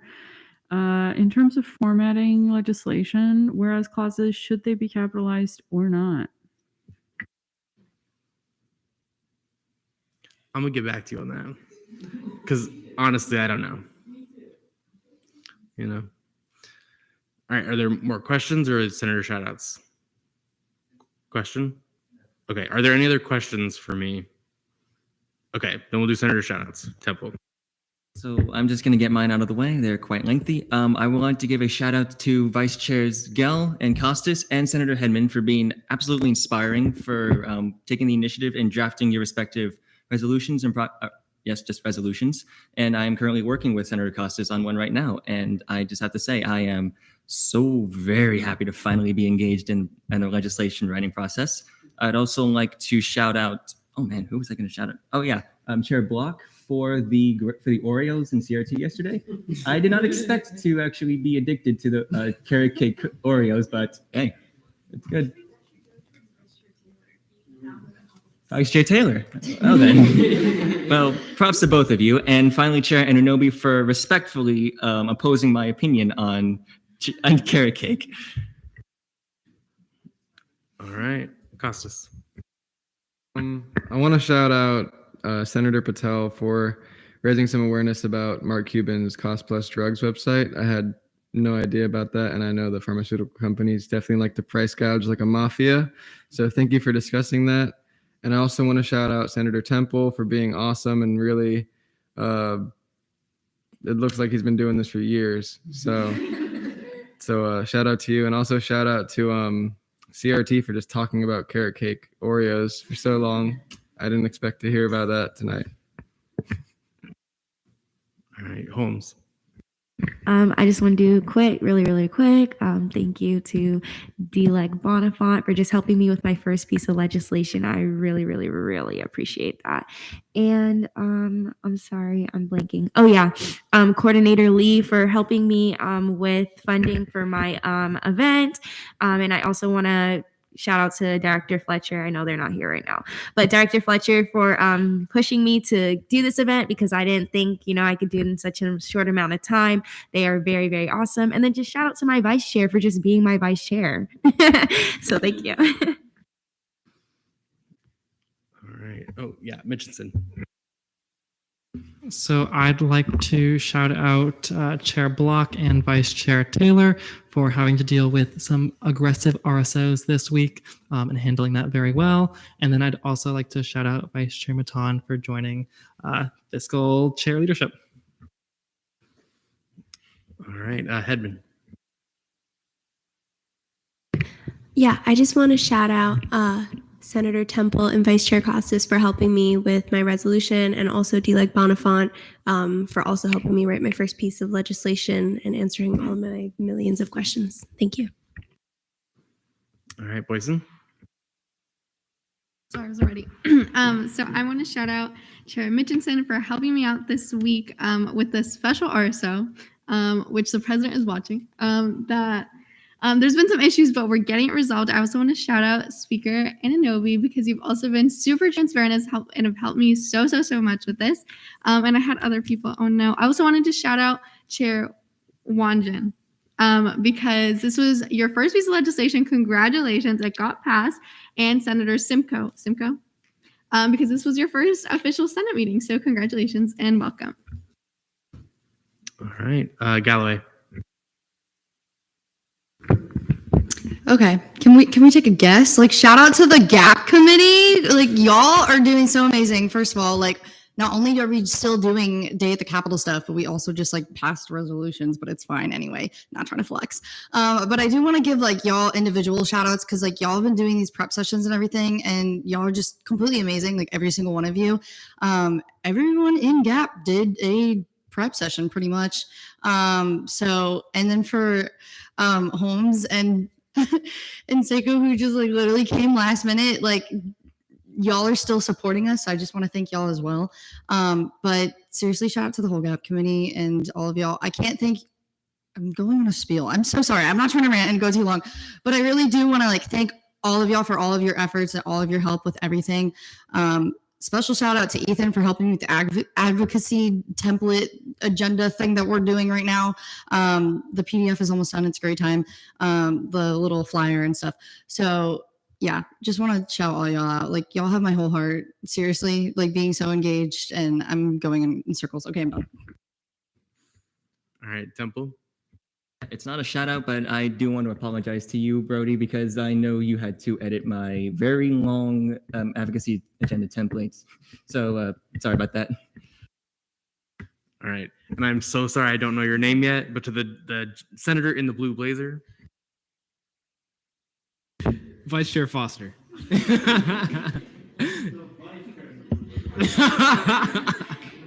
Okay, so I'll make this fast. So not everybody wants to go home. Shout out to our new chair, Holmes. She has some really good initiatives for the Black Caucus, and I'm really excited to work with her.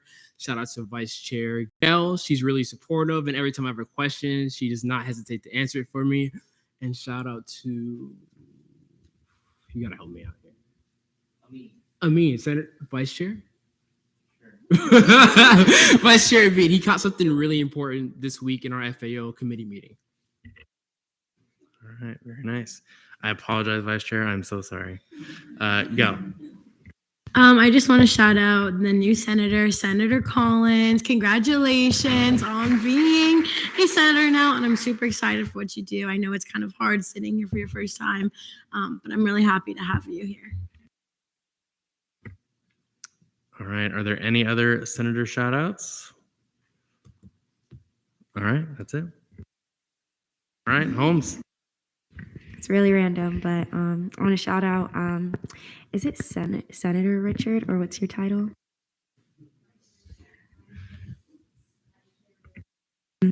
The faces you make in Senate crack me up. I just gotta say that. All right, Magdaleno. I almost forgot. I planned to do this since the start of the meeting, but shout out to the SGLCers who are still here. It's a long meeting. Well, yeah, but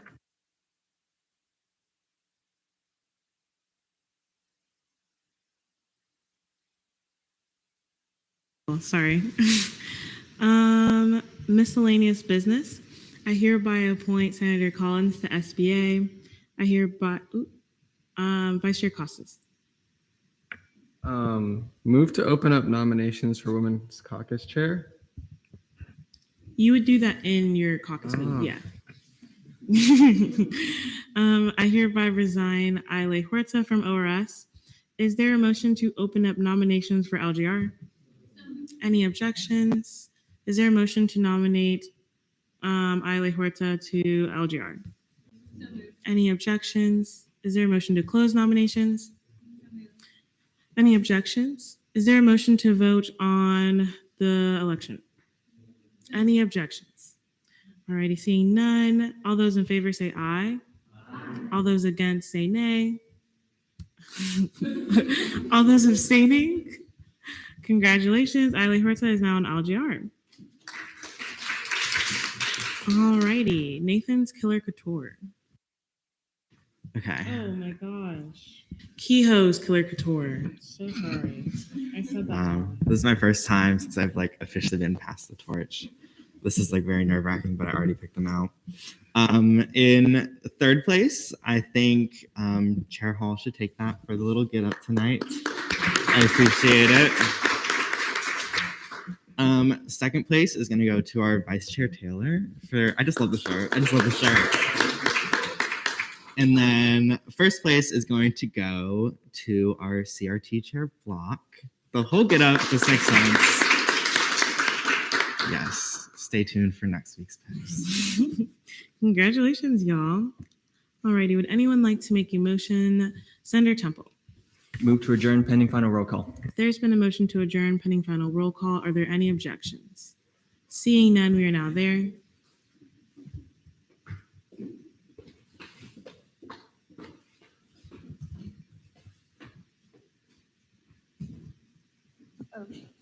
Okay, I'm here, Pro Tem Kehoe. Present. Senator Moll. Chair Matan. Present. Senator Dench. Chair Bertram. Present. Vice Chair Richard. Present. Chair Mitchinson. Present. Senator Hedman. Present. Senator Temple. Present. Speaker Ananobi. Here.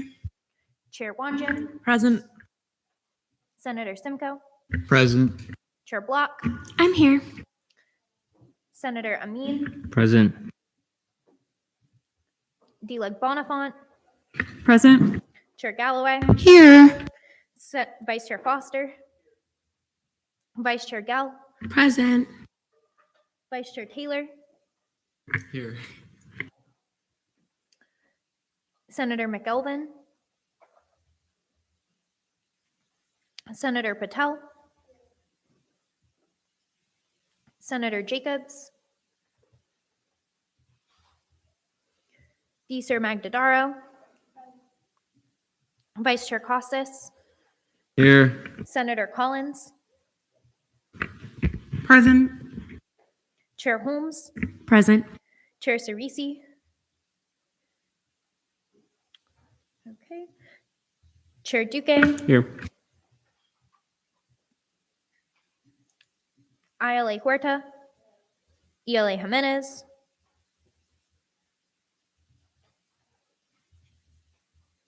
Vice Chair Boysen.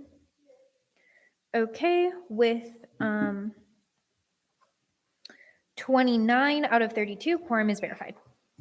Thank you. And I'm just going to ask, guys, when roll's being called, if we could be very quiet or keep packing up to a minimum, I'd appreciate it. All righty. I hereby adjourn this meeting at 10:35 p.m.